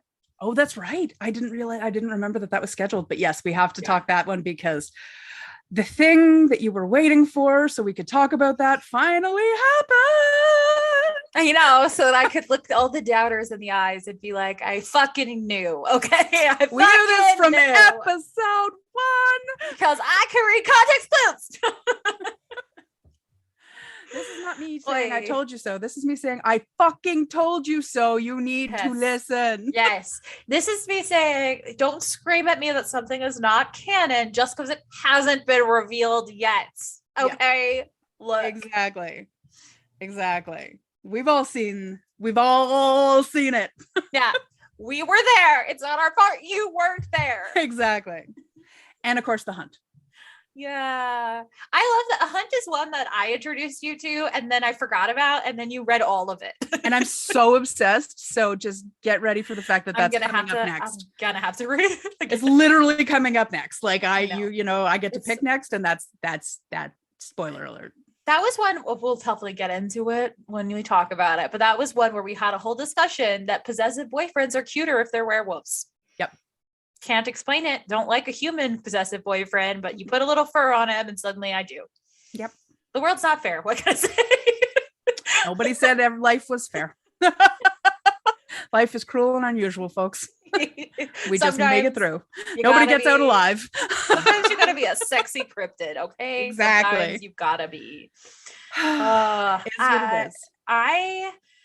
I've been catching up on a bunch. I'm starting to reread Leyland's Curse because I got really interested in that one again. I love Leyland's Curse. So cute. They were taking so long to come back. I thought they said they were going to be back so long ago. And I was like, it's still not back, but it's beautiful. And when it comes back, it'll be amazing. So definitely worth the read. Let's see. What else have I been reading? Sorry, let me scan down here. Loading music as I look. So I just started one called, Chris tries to speak in French to somebody who speaks fluent French. Actually, that's not French. All right. This one is not the one that's in French. Just the other title, the mouse one, is the one that's in French. What is that one? Ceary. This one is in Spanish. I feel a little better. Okay, so this one is Sinos de Mayo. Okay. And it is so charming. It is about this little, oh my God, it's about this little witch boy who wants to open a potion shop. And that's like his whole goal in life. Aww. And it's so charming and it's so cozy. And it's in this like pastel blues and purples hue the whole time. That's real soothing. And it's nice. a nice vibe. I like it a lot. Have you started reading Boyfriends yet? No, I'm sorry. I've been trying to read again. I'm reading all horror right now. That's fair. So well, not necessarily horror. Again, horror adjacent as well. Yes. I'm reading everything that's like in that line. So, Hooves of Death is in there. Bone Tarot. I've been reading Bone Tarot. Oh, I do love Bone Tarot. That one's good. Bones Tarot, yep. There was one I was going to highlight that I started reading before October that was a really good rom-com that I cannot find at the moment. Oh, there it is. To the Stars and Back. I think we both were reading this. I love To the Stars and Back. Oh my God, I'm so all in. I'm like, I am at the end of the coins. I spend the coins. I know. Take my coins. I know, right? I don't even want to know. I need to. I ship it so hard. I want him with cute. Bosion. It's a Grumpy Sunshine too. Yeah. It's a God. I love them. They're so adorable. They're so cute. Yeah, it's good. And I talked about this one on Talking Comics. Yep. But I got to shout it out to you specifically. The House of Lothar is about a cryptid hospital. And the woman who's hired to be a maid, but she's not supposed to know about the cryptids, but she's a little too curious for her own good. Yep. And she's like, the people who are in this hospital are just a little weird. It's really good. It's very fun. Oh my God, that's amazing. Okay. All right. Yep. I love it. Any more webtoons you want to shout out before I start screaming about TV? Because I have to scream about some TV. Yeah, that's fair. I mean, there's so many. I know, right? Webtoons. There's so many. Webtoons. So many. Jamie. I want to shout out Jamie because Jamie is incredible, and we are absolutely going to be talking to the author or creator of Jamie any minute now, as soon as you get caught up. So, it's not October read material, so like November 1st, this is your homework immediately. Got it. Exactly. I'm excited for that. It is little slice of life romance, and it is so cute. I want to put Jamie in my pocket and protect him forever. How do you spell Jamie? Because I spelled it the way I thought you should spell it, and it did not come up. It is how you should. Jamie. Yep. And then it won't show up immediately because the Webtoon search app is stupid. So you hit Canvas and it'll be there. And you can see a little redhead in a pink sweater. I found it. Yep. How was it the only one that was the same word, but it was like the sixth one down in the search? Yeah, because the Webtoon search function is broken beyond the telling of it. We are coming to you as people who love you. This is an intervention. This is an intervention. Webtoons, you need to get your shit together. Your app is broken. What the hell is the search function on Webtoons? I don't understand. It's not okay. If you don't capitalize things correctly, it doesn't come up. Like, why? It's not cool, man. You're acting like we don't live in a world where Google exists. Right? Like, even Bing is better, okay? Even Bing! You made me say it. Uses Bing. You made me say it. God. It's not okay. On Thirsty on Tunes, we have few enemies, but the search function on Webtoons is one of them. God. Okay. I told you I would bring Schitt's Creek back up. Yeah. Are you ready? Yep. Are you ready? I am ready. So I would like to introduce you to the current project that Sarah Levy and the guy who played Mutt, I just forgot his name, are in. All right. Okay. It is also a good Halloween watch. So I've been obsessed with the show Surreal Estate. Oh my God, they're both in Surreal Estate? They're the main characters of Surreal Estate. Get out. That's amazing. So for those not in the know, I would like to shout out that Surreal Estate is based on a queer romance novel called Surreal Estate. Sadly, I will say, clarify. It's not like the novel at all. So just to clarify, but it is still very queer. So it is not a queer romance. So the main characters are not like two gay men like it is in the books, but they have a team of people, and out of the team, 2 out of 5 are queer, and there's another queer character that's just started. So it's still a very queer show, but it made it an ensemble show instead of a romance. Anyway, that clarification aside, we may read the book Surreal Estate at some point. Sounds like I'm gonna have to. Okay, basically, so the guy who plays Mutt, I'm so sorry to this actor, I do not remember his name. You'd think I would have looked it He's up a before I lovely did little this. Canadian boy. He was in Breaker High with Ryan Yeah. Gosling way He's so back cute. in I the love day. him so much. Yep. He is the main character. He plays Luke, who is a psychic, been a psychic since birth, and now is a real estate agent. And his whole deal is that he has created an incredibly successful and notorious real estate company based on the idea that they sell, quote, stigmatized homes. So Tim Rozon, by the way. Tim Rosa. I don't know how to pronounce Maybe that. Rosen? I don't know. Oh, no. Tim, our buddy Tim, Mutt. Exactly. He's just gonna be Mutt forever. Yeah, like that's the thing. they even make a reference to the Sarah Levy calls somebody else Twyla at one point. So they know. Yes. They know who we know them as. And I do love that Twyla and Mutt were together in that show, and now they're like in a cast together in this show. And I was like, anyway, it's very cute. They're really charming together. They play besties in the show, and they're very cute. Oh yes, I love that energy. It is good. So yeah, basically he starts this company, and he hires these really eclectic people.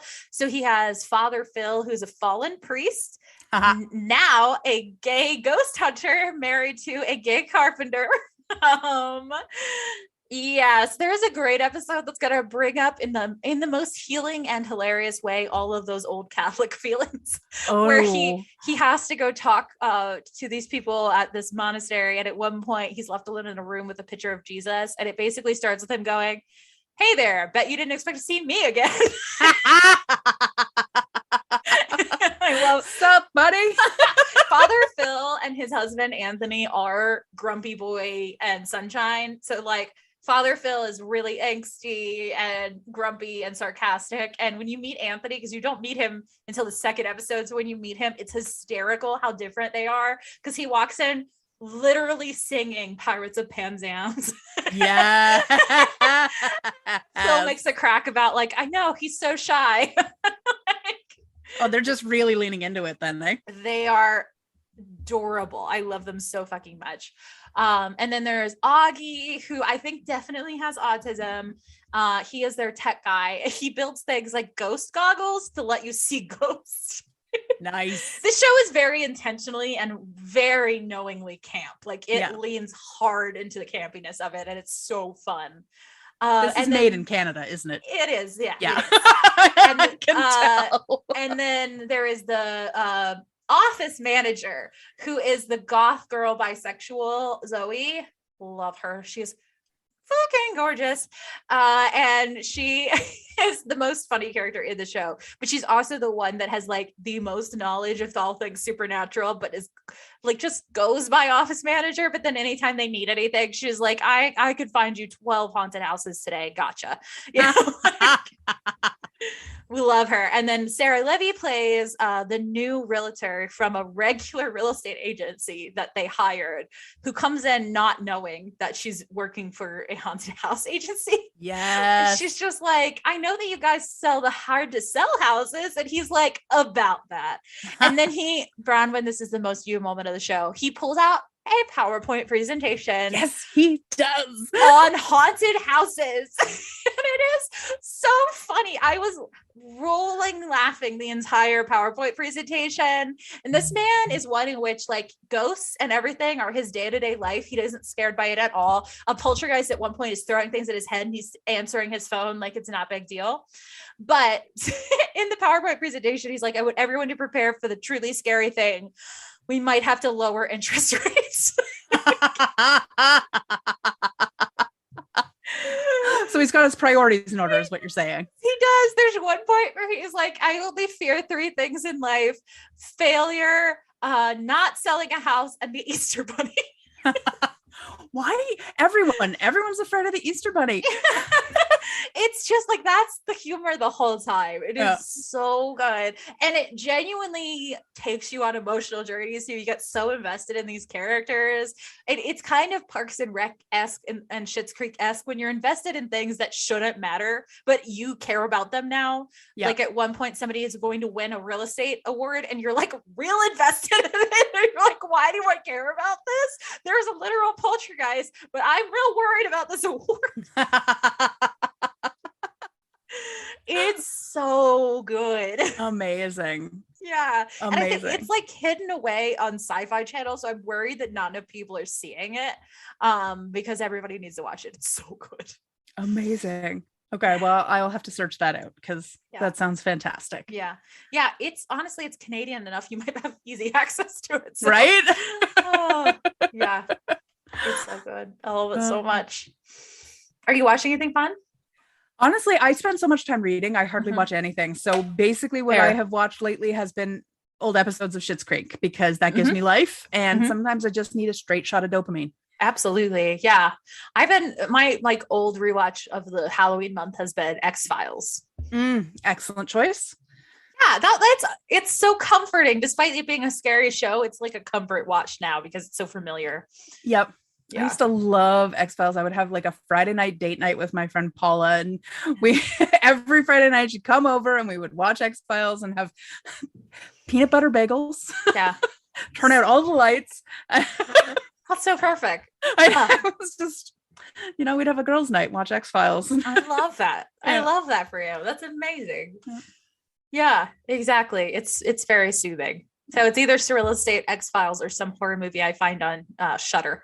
Yep. So, oh God, I watched a very strange one. Shudder has a truly absurd collection. I downloaded Shudder just for this month because I wanted to watch Queer for Fear, that documentary. Yes. But since I had it, I was like, well, I'm gonna watch some movies on it while I have it. Yeah. And so it has it's like little indie horror movies so I've been watching a bunch of those, which have led me in so many strange directions. So the one I watched this week was called Boys from County Hell. Huh. And it was like a little Irish horror movie. I was like, I don't know. I was one of those where I was like, huh, the whole time. But I certainly did watch the entire thing. So I don't know. At a certain point, I was like, all right, I'm still here. I don't know why I'm still here, but I am. So I guess success. Not a ringing endorsement, if I'm being honest. No, it was thinking back, I was like, I don't think it was very good. I mean, I think it was a small indie movie, so it didn't have much by way of like money or professional writers behind it, probably. I think this is the difference. Like, I was raised in rural Canada, right? So I didn't get a lot of exposure to big budget stuff. I watched a lot of low budget Canadiana. So I have a very high tolerance and actual appreciation for extremely low budget camp. Like, I do too. I think I wasn't camp enough. That was my problem. Because I watched another one. I was going to say I watched a like Norwegian one, and I have to look it up because I don't remember what it was called. What was it called? Please tell me. I put it on.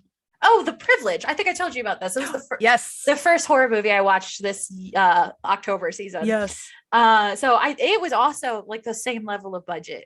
Like it could have easily been made by college students. You know what I mean? Yeah. The problem with the Boys from County Hell was I was like, well, nothing much happened in that movie, but it was compelling enough that it drugged me all the way through the movie. But at the end, I was like, what happened? What actually happened in that movie?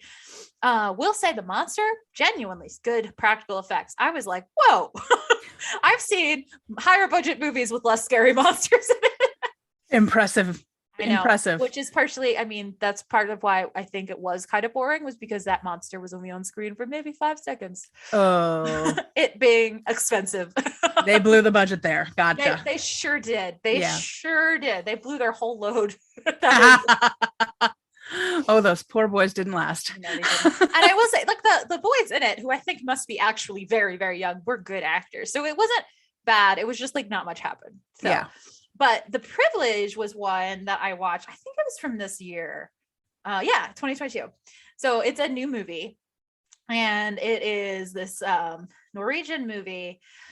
It's so interesting. It's very camp. It's very low budget. It's pretty slow, but it's also one that, despite being very slow, I was watching it the whole time. And I was just like, I'm going to be obsessed with this for the rest of my life. Like every minute of the movie, my brain was like, I'm never going to shut up about The Privilege, am I? And I haven't. You sure haven't. It involves an actual polyamorous, like they follow through with the polyamory. I was not expecting that. It was very strange. I was really struggling with like why is this a movie about privilege? One would assume it is because of the title. And it is, but I'm not sure I totally got where we're going with. I'm not sure the plane landed, but I was on the plane. Maybe it's a translation issue? It might be, but I mean, it did seem to be relevant, but I just couldn't quite. Yeah. There was something lost in translation. I think maybe it would make more sense if you're from the culture, but it was about, wealthy teenagers. So there was that privilege going on and this like ancient curse. And it kind of, I don't know, Bronwyn, I can't explain it, but I loved it. I feel like this is where we cue up David's poster again. Yeah, 100%. Yeah, I don't know. I don't know. I just fucking loved it. Yeah, that is how I felt about it. Like, do I understand why it was so good? No, I don't. Did I understand half of what it was about? No. Look, this is how I feel about Blood and Donuts. Blood and Donuts. I have not watched Blood and Donuts. I will watch it. It's not for the faint of heart, but it's absolutely a horror movie. Okay. Huh. So speaking of ringing endorsements that we're giving, it is absolutely a horror movie. Well, okay. So what I mean is you can watch it in October. Oh, okay. I love it. Okay. I'm excited. But it is bizarre. I love bizarre. Extremely bizarre. See, the more bizarre, the better, in my opinion. So this is, again, low budget Canadiana. I love it. I love that. It's a vampire movie. Mm-hmm. It stars David Cronenberg in one. Yeah. Okay. I shouldn't say stars as in he's not the main character by any stretch of the imagination, but he's definitely in it and he plays a significant role. And he's amazing. Like, I love him in this movie. I'm intrigued. Yeah. It's a bit of a slow burn. Yeah. I'm afraid of saying anything else for fear that it's going to spoil the movie. All right. I'm in. So weird. I'm down. I'm in. I've got it. I'm gonna do vampire. Yeah. Coffee shop vampire. Okay. I'm in. Coffee shop vampire with gangsters. Okay. I'm in. Yeah. The other indie one I watched this year, I think I can recommend more wholeheartedly, but also with the caveat of what was that about? Which is really the theme of my horror watching this month somehow. Right? I watched Tell Me a Story. This also was this year. It just came out. And it was by Josh Rubin, who is somebody I really like. He's a comedian that I find very fun. And he's on like the Dropout TV thing that I've told you about. He does a lot of their game shows and he's great. But he made his own movie and I genuinely do not know what the point was in the end. Like it was clear there was a point I was supposed to get. I don't know what it was, but I enjoyed the ride. Amazing. It was about these two horror writers who get stuck in a blizzard and they end up, going to stay at each other's cabin because they don't want to be alone. The power goes out. And it's this woman and this man who do not know each other. And there's a little bit of that, like, she's like, is this a safe thing to do? But also I don't feel safe alone. Yeah. So she goes at his house and he realizes she's a famous horror writer. He's an aspiring horror writer. They decide to tell each other stories.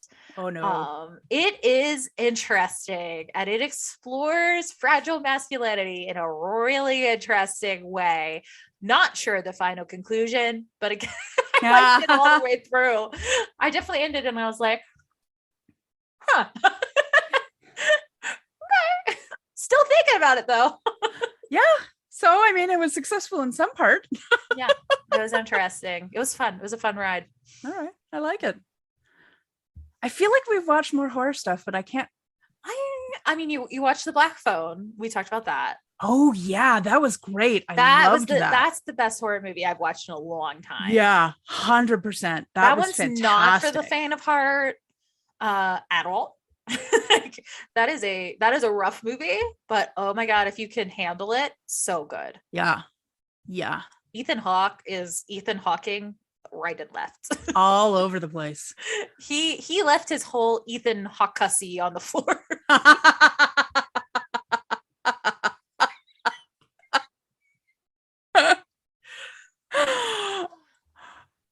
Yeah, I can't even argue with that.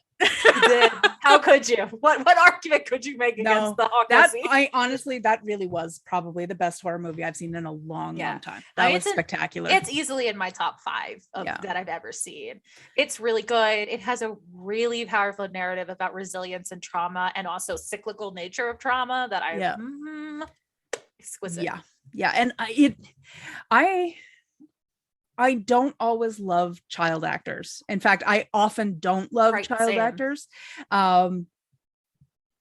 Mostly because like I have complicated feelings about putting children in those positions for the most part. Yeah. And it's been largely proven to be not a good thing. Yeah. And we keep doing it.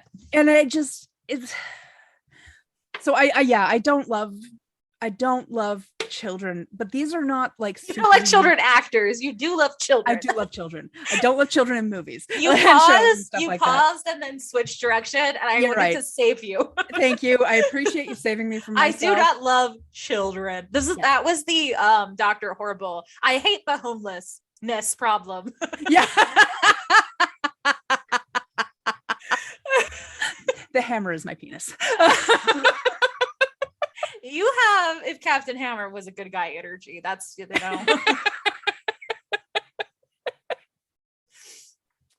Yeah. That's okay. He was quite the himbo. So that's my villain era there, I guess. Yeah. I should have gone in that direction with my costume. Next time. But I really thought the actors in this one did a spectacular job. They weren't super young, which I think helped. That did help. But whoever did the casting in this, oh my God, was extremely talented. I'm excited to see that main kid's career. Yeah, he was crushing it. Seriously, he did a lot of scenes alone. Yeah, and he is one of the best final boys I've ever seen. Yeah. Mm-hmm. 100%. And the girl who played his sister. Oh my God. Really incredible. She was insane. She was so good. Mm-hmm. Yeah. That's a powerful movie. It is like trigger warnings for every conceivable thing. Yeah. So, proceed with caution, and it is definitely one, if you really cannot see child death, it's probably not a great one for you. Yeah. But if you can handle it, it's so good. It's not like ridiculously graphic by any No, stretch. it's the horror is that we know what happens, not that we see it. We don't see fucking anything. Which is actually kind of worse in a lot of ways. Because it ratchets up the tension really well. Right. You know what happened to the kids. And you even like what would have happened to him in several instances. And yet you don't see it. And it is a lot. Yeah. So good. But this is a movie that is like it is in that vault of movies that are a simple concept done extraordinarily well. Yes. So that you have this it's like a creme brulee of movies, Yeah. You have this extremely simple thing so that if anything goes wrong, you see it immediately. But when everything goes right, holy shit, it's the best thing you've ever had. 100%. Oh, that is such a good metaphor. I love that. All right. I feel like we need to give like a little thing here and be like, skip ahead 5 minutes, because I kind of just want to talk about the ending. Okay. All right, everybody skip ahead 5 minutes. So the way that at the end, he uses some part of what each of the dead boys taught him. Yes. It's literally each piece, but he puts them together in his own way. Yes. It's like empowering all of them, but still making it his own. So TJ was the one that originally like presented to me the idea of this as like a queer narrative and like the trauma that queer people go through, but the way that past trauma of other queer people allows each one of us to get a step further. Yeah. And how at the end, he's the one that is able to get past it because of all that. Yeah. And I was like, oh my God, I can't unsee that being what's happening in that story. That's a brilliant analysis. Kudos, TJ. Yeah, TJ. Oh, so good. It's real, but it also like it makes sense because there is all of the characters, including the villain, have a queerness to them. Yeah. Like TJ described the villain as somebody whose internalization was never fixed. Like that's, so he's like eating his own tail kind of thing. Yes. And I was like, that's the Ouroboros of queer villains. Do we have a title? Yes. Oh God. Exactly. And there were some people that complained that the movie was doing the thing of vilifying the queer character. And I don't think that's true, because I think they were all the queer character. Honestly. No, I mean, I really do. I think there was something, there was something about the boys that each one of them was an outcast. Yep. You know what I mean? And let's just be honest, he was in love with his friend. Oh my God. The chemistry there was alarming. It was amazing. Yeah. So seeing it that way, and that narrative of trauma of like, each time we stand on each other's shoulders, we get just a step further. Yeah. And that the tragedy of they never made it is so good. Yeah. Like they don't get to see the fruits of what they worked for, but they did work in the end. When you get that confirmation that his friend is dead, like, he's dead. But when you get that confirmation, I cried. I know. Oh my God. Ugh. Okay. And we're back. Oh my God, that movie. I know. So there's been like a lot of good horror lately. You still have to finish Orphan First Kill so we can talk about that. Bronwyn quit before it got good. Look, I'm sorry, you didn't tell me that the first 45 minutes were a snooze fest. Okay, but they aren't in retrospect, but they are. Yes, I get it. For those who haven't seen it yet, Orphan First Kill is the kind of movie where the beginning is not going to seem like much, but the ending recontextualizes everything. And it's become like a delightful movie in my mind that I am obsessed with. So I need people to watch it. I also would like to shout out the fact that it has incredible ratings. So I'm not the only one who gets that this is a good movie, because I started to question myself. And then I was like, okay, no, Rotten Tomatoes that says it's good too. Like there's a lot of good reviews. Yeah. I'm not insane. And when you told me what the twist was, I was like, oh, frick, I'm on board for that. That sounds amazing. It is. And I still need you to go back and appreciate that. No, that's fair. Yeah. Yeah. Do you have any go-to movies that you watch like every Halloween? Well, I always have to watch the Sanderson sisters. Yes. Have you seen the second one yet? I did. We did actually a double feature. I really enjoyed it. Good. I haven't watched the second one yet, so I'm excited. It's pretty much exactly what you want. Like it's got the same sense of camp. It's got the same, so like there's one or two moments in it where I'm like, but I watched the first one right before the second one. So I was just like, oh yeah, no, the first one had a lot of those moments too. So it is just like, if you go back and you watch Hocus Pocus, like until the Sanderson sisters come in, it's not, it's not like the Sanderson sisters make that movie incredibly charming. And from there forward, it's really, really good. Right. Yeah. But up until they are introduced and they come on scene, it's cringe, like hardcore cringe. It is. Right. And so the second one, there had to be some element of cringe, and there's some, but it's not as cringy as the first one by any stretch of the imagination. And then there's one scene that I was just like, no, this was unnecessary. Why are we doing this? It doesn't need to be here. And it's not like offensive or anything like that. Like nothing. It's just cringe. I just was like, no, why? No. But as soon as that was over, I was like, oh no, this is great. I love this. So I love that. It felt like, that's the natural sequel. That's incredible. Yeah. I mean, I had to actually, do the whole separate the art from artist, because, Bette Midler's not a great person, and that sucks. Bette, come on, girl. Like, let go of the dark side. Join us in the inclusivity over here. Okay. But no, it was great. And they were still like wonderful together, and the chemistry was great. And the dynamic with the kids was fantastic. And I really kind of liked what they sort of did with the story. So yeah. Oh, yay. Yeah, it was adorable. It was a Hocus Pocus movie, but a new version, and it was good. Cute. Okay, I'm excited.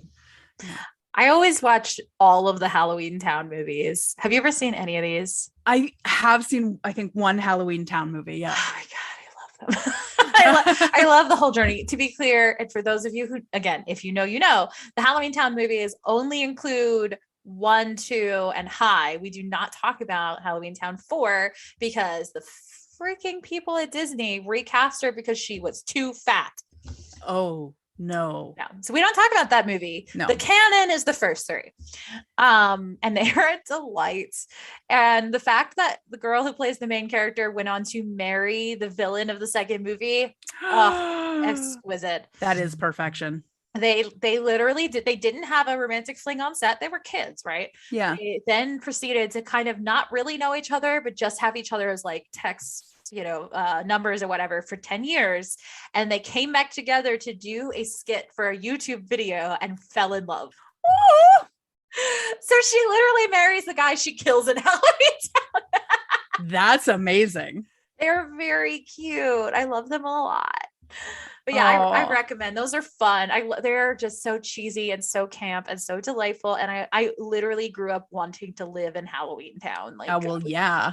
I was like, I want to see the giant pumpkin. I want to ride in the skeleton taxi cab. I mean, for me, it was Nightmare Before Christmas. Fair. That's fair. That's a good one. This is Halloween. This is Halloween. Halloween. Halloween. Halloween. Halloween. Do. 1000%. Oh my God. Yes. Yeah. Yeah. I always watch Anna and the Apocalypse as well, even though actually it's more of a Christmas movie, but it feels like a Halloween movie. See, Nightmare Before Christmas. I am a big fan of mashing those two holidays together. It's a fun journey. Our holiday tree is actually a Halloween tree, and it just stays up all year round. So there you go. There are currently pictures on Twitter. So yes, and I love them. So good. I'm particularly fond of the raven at the top of the tree. Yeah. So do you have a list of like your favorite horror movies? Oh God. I just did this on Twitter, so it's kind of unfair because I literally just wrote down my list. I don't know. I would have to actually think about this one because there are so many that I love. Okay. Find my list real fast while you're Ready or Not.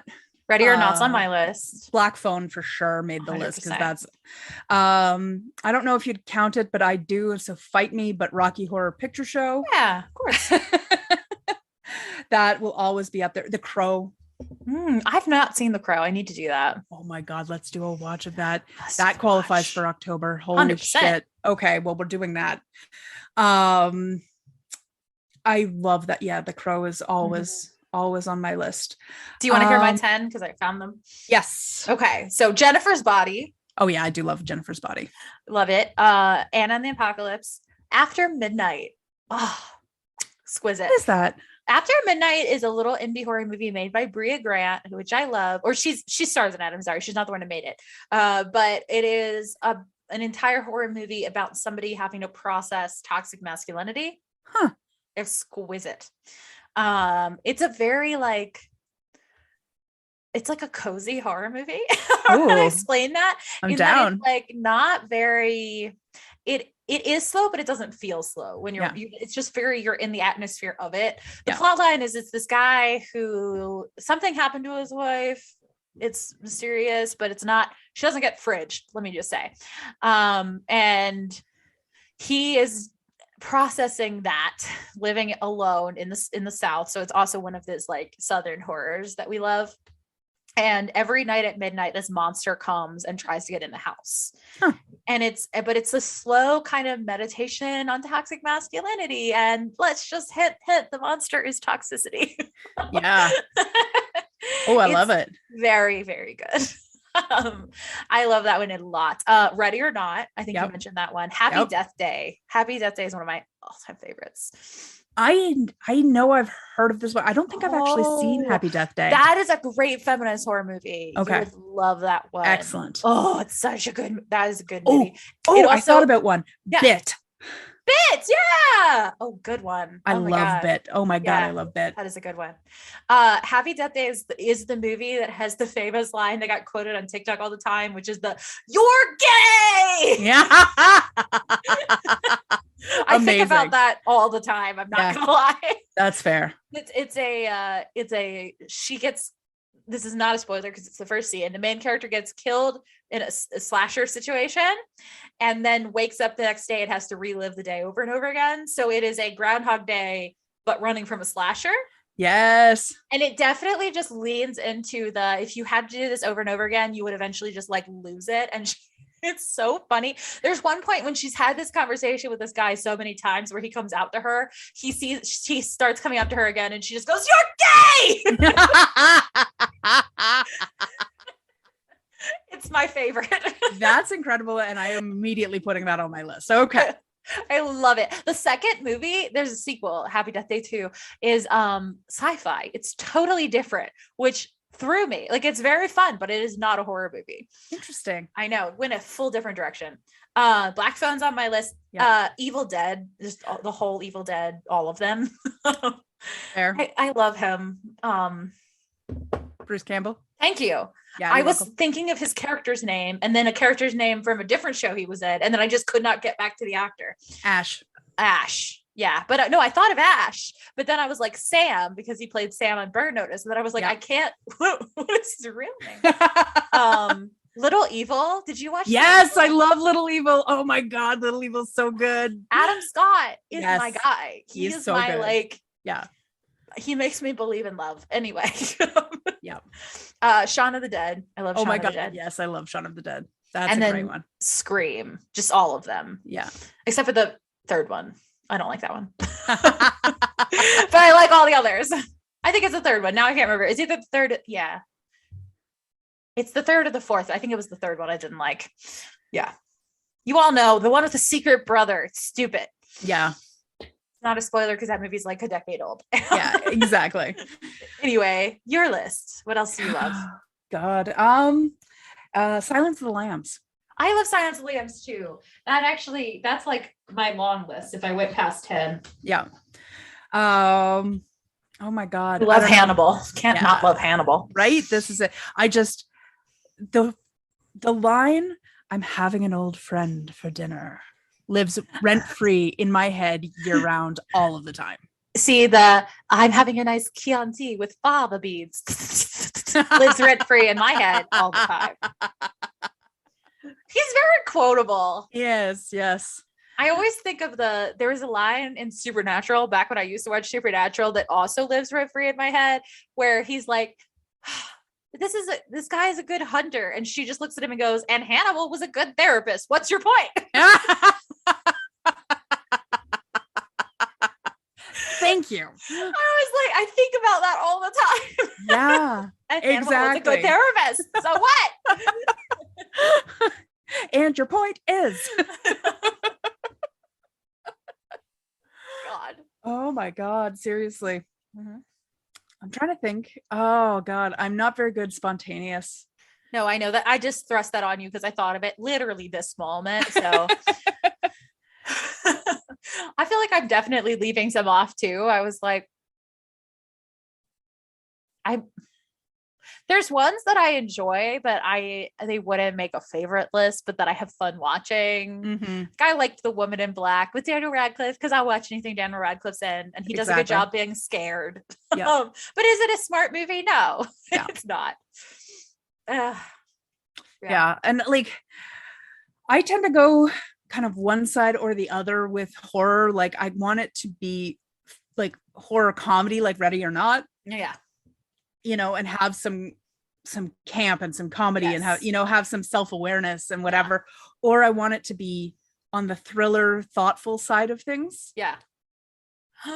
You've got to watch A Simple Favor. A Simple Favor. That is like a gay people pick of a favorite. Like it's kind of a horror. I'll say that. I don't know. That sounds right up my alley. When you can't quite nail it down, that's me. It is one of my favorite trailers of all time. If you ever go back and watch the Simple Favor trailer, because you're just watching the trailer and it's like very artistic and well done, but also you're like, what kind of movie is this?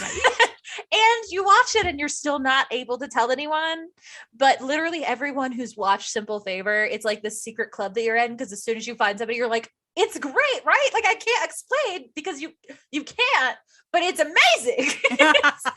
Anna Kendrick and Blake Lively crushing it and being gorgeous together. I love and then that. Henry Golding is in it. And oh yes, please. yeah, okay. Everybody's so hot, and Anna Kendrick's being awkward and adorable, and Blake Lively's being beautiful and mysterious, and it's just yep. God. All right. It's a twisty, turny journey. Yeah, that sounds perfect. A Simple Favor.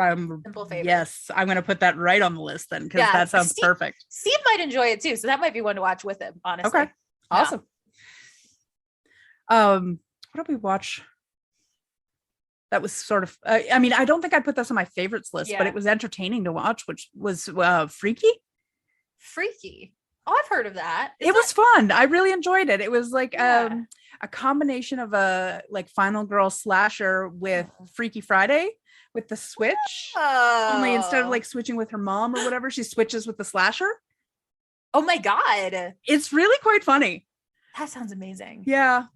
Oh my and so it's Vince Vaughn, and so he's like hanging out with the little like the teeny boppers and whatever, and then the teeny bopper girl is being the slasher and trying to kill people and like it kicking out. Like it's really funny. Incredible. Okay. Yeah. I'm gonna definitely watch that. Yeah. That sounds so good. Yeah. So I mean, like again, it's not like super cerebral by any stretch of the imagination. It's not a Black Phone, but it is a very entertaining movie. Yeah.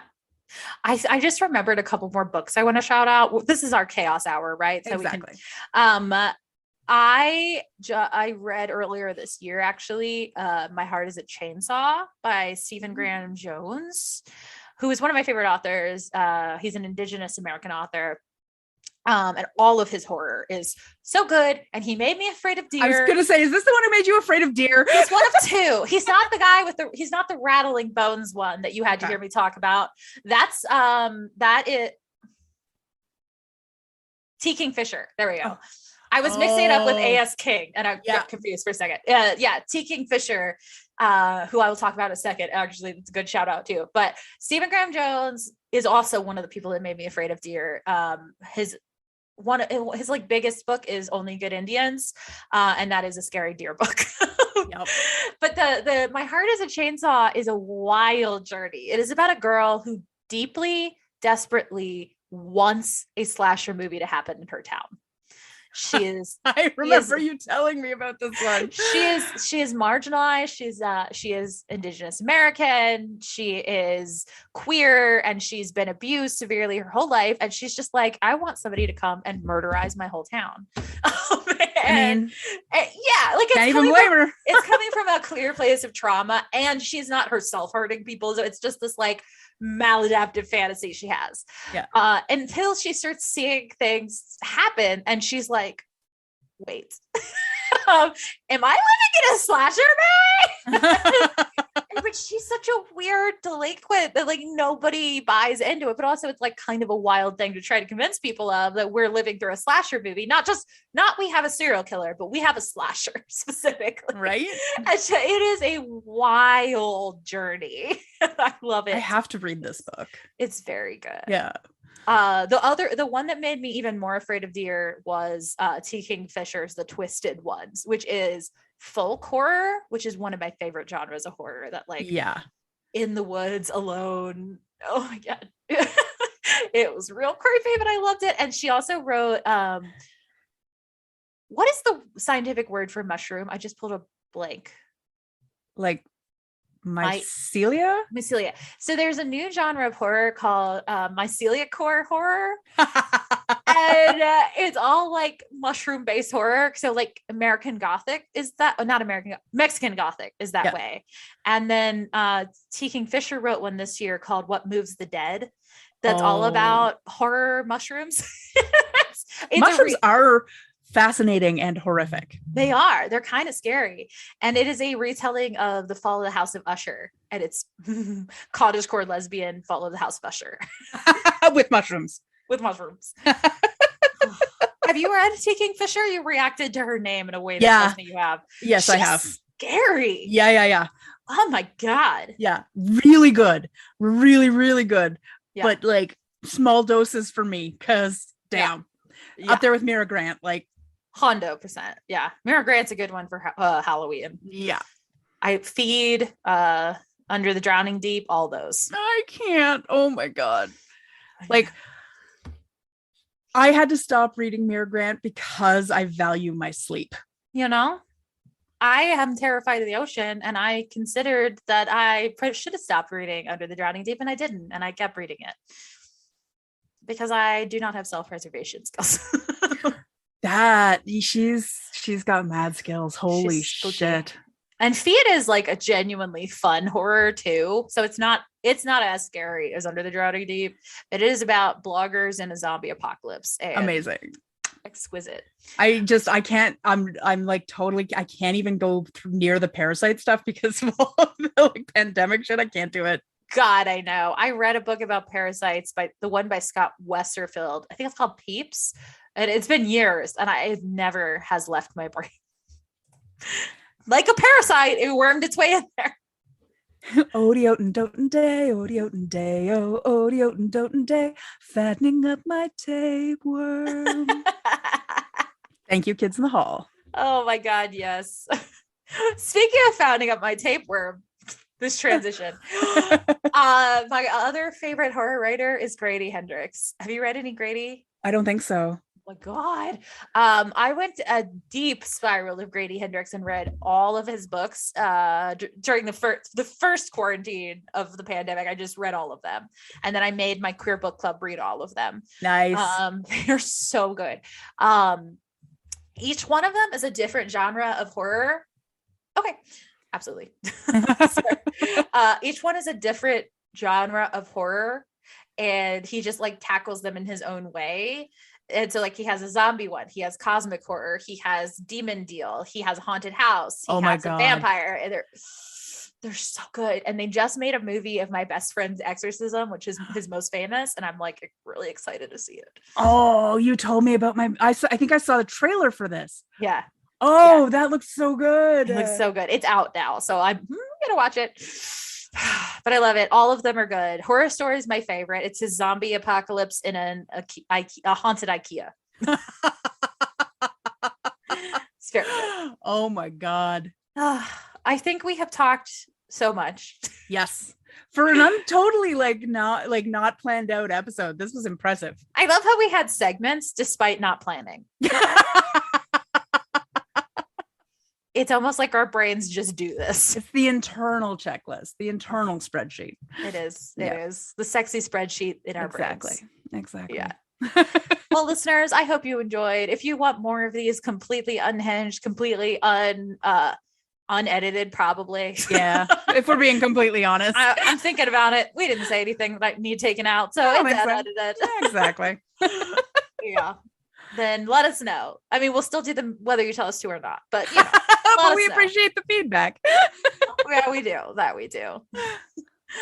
And with that, listeners, good night and cheers. Stay hydrated. Bye. Bye-bye now.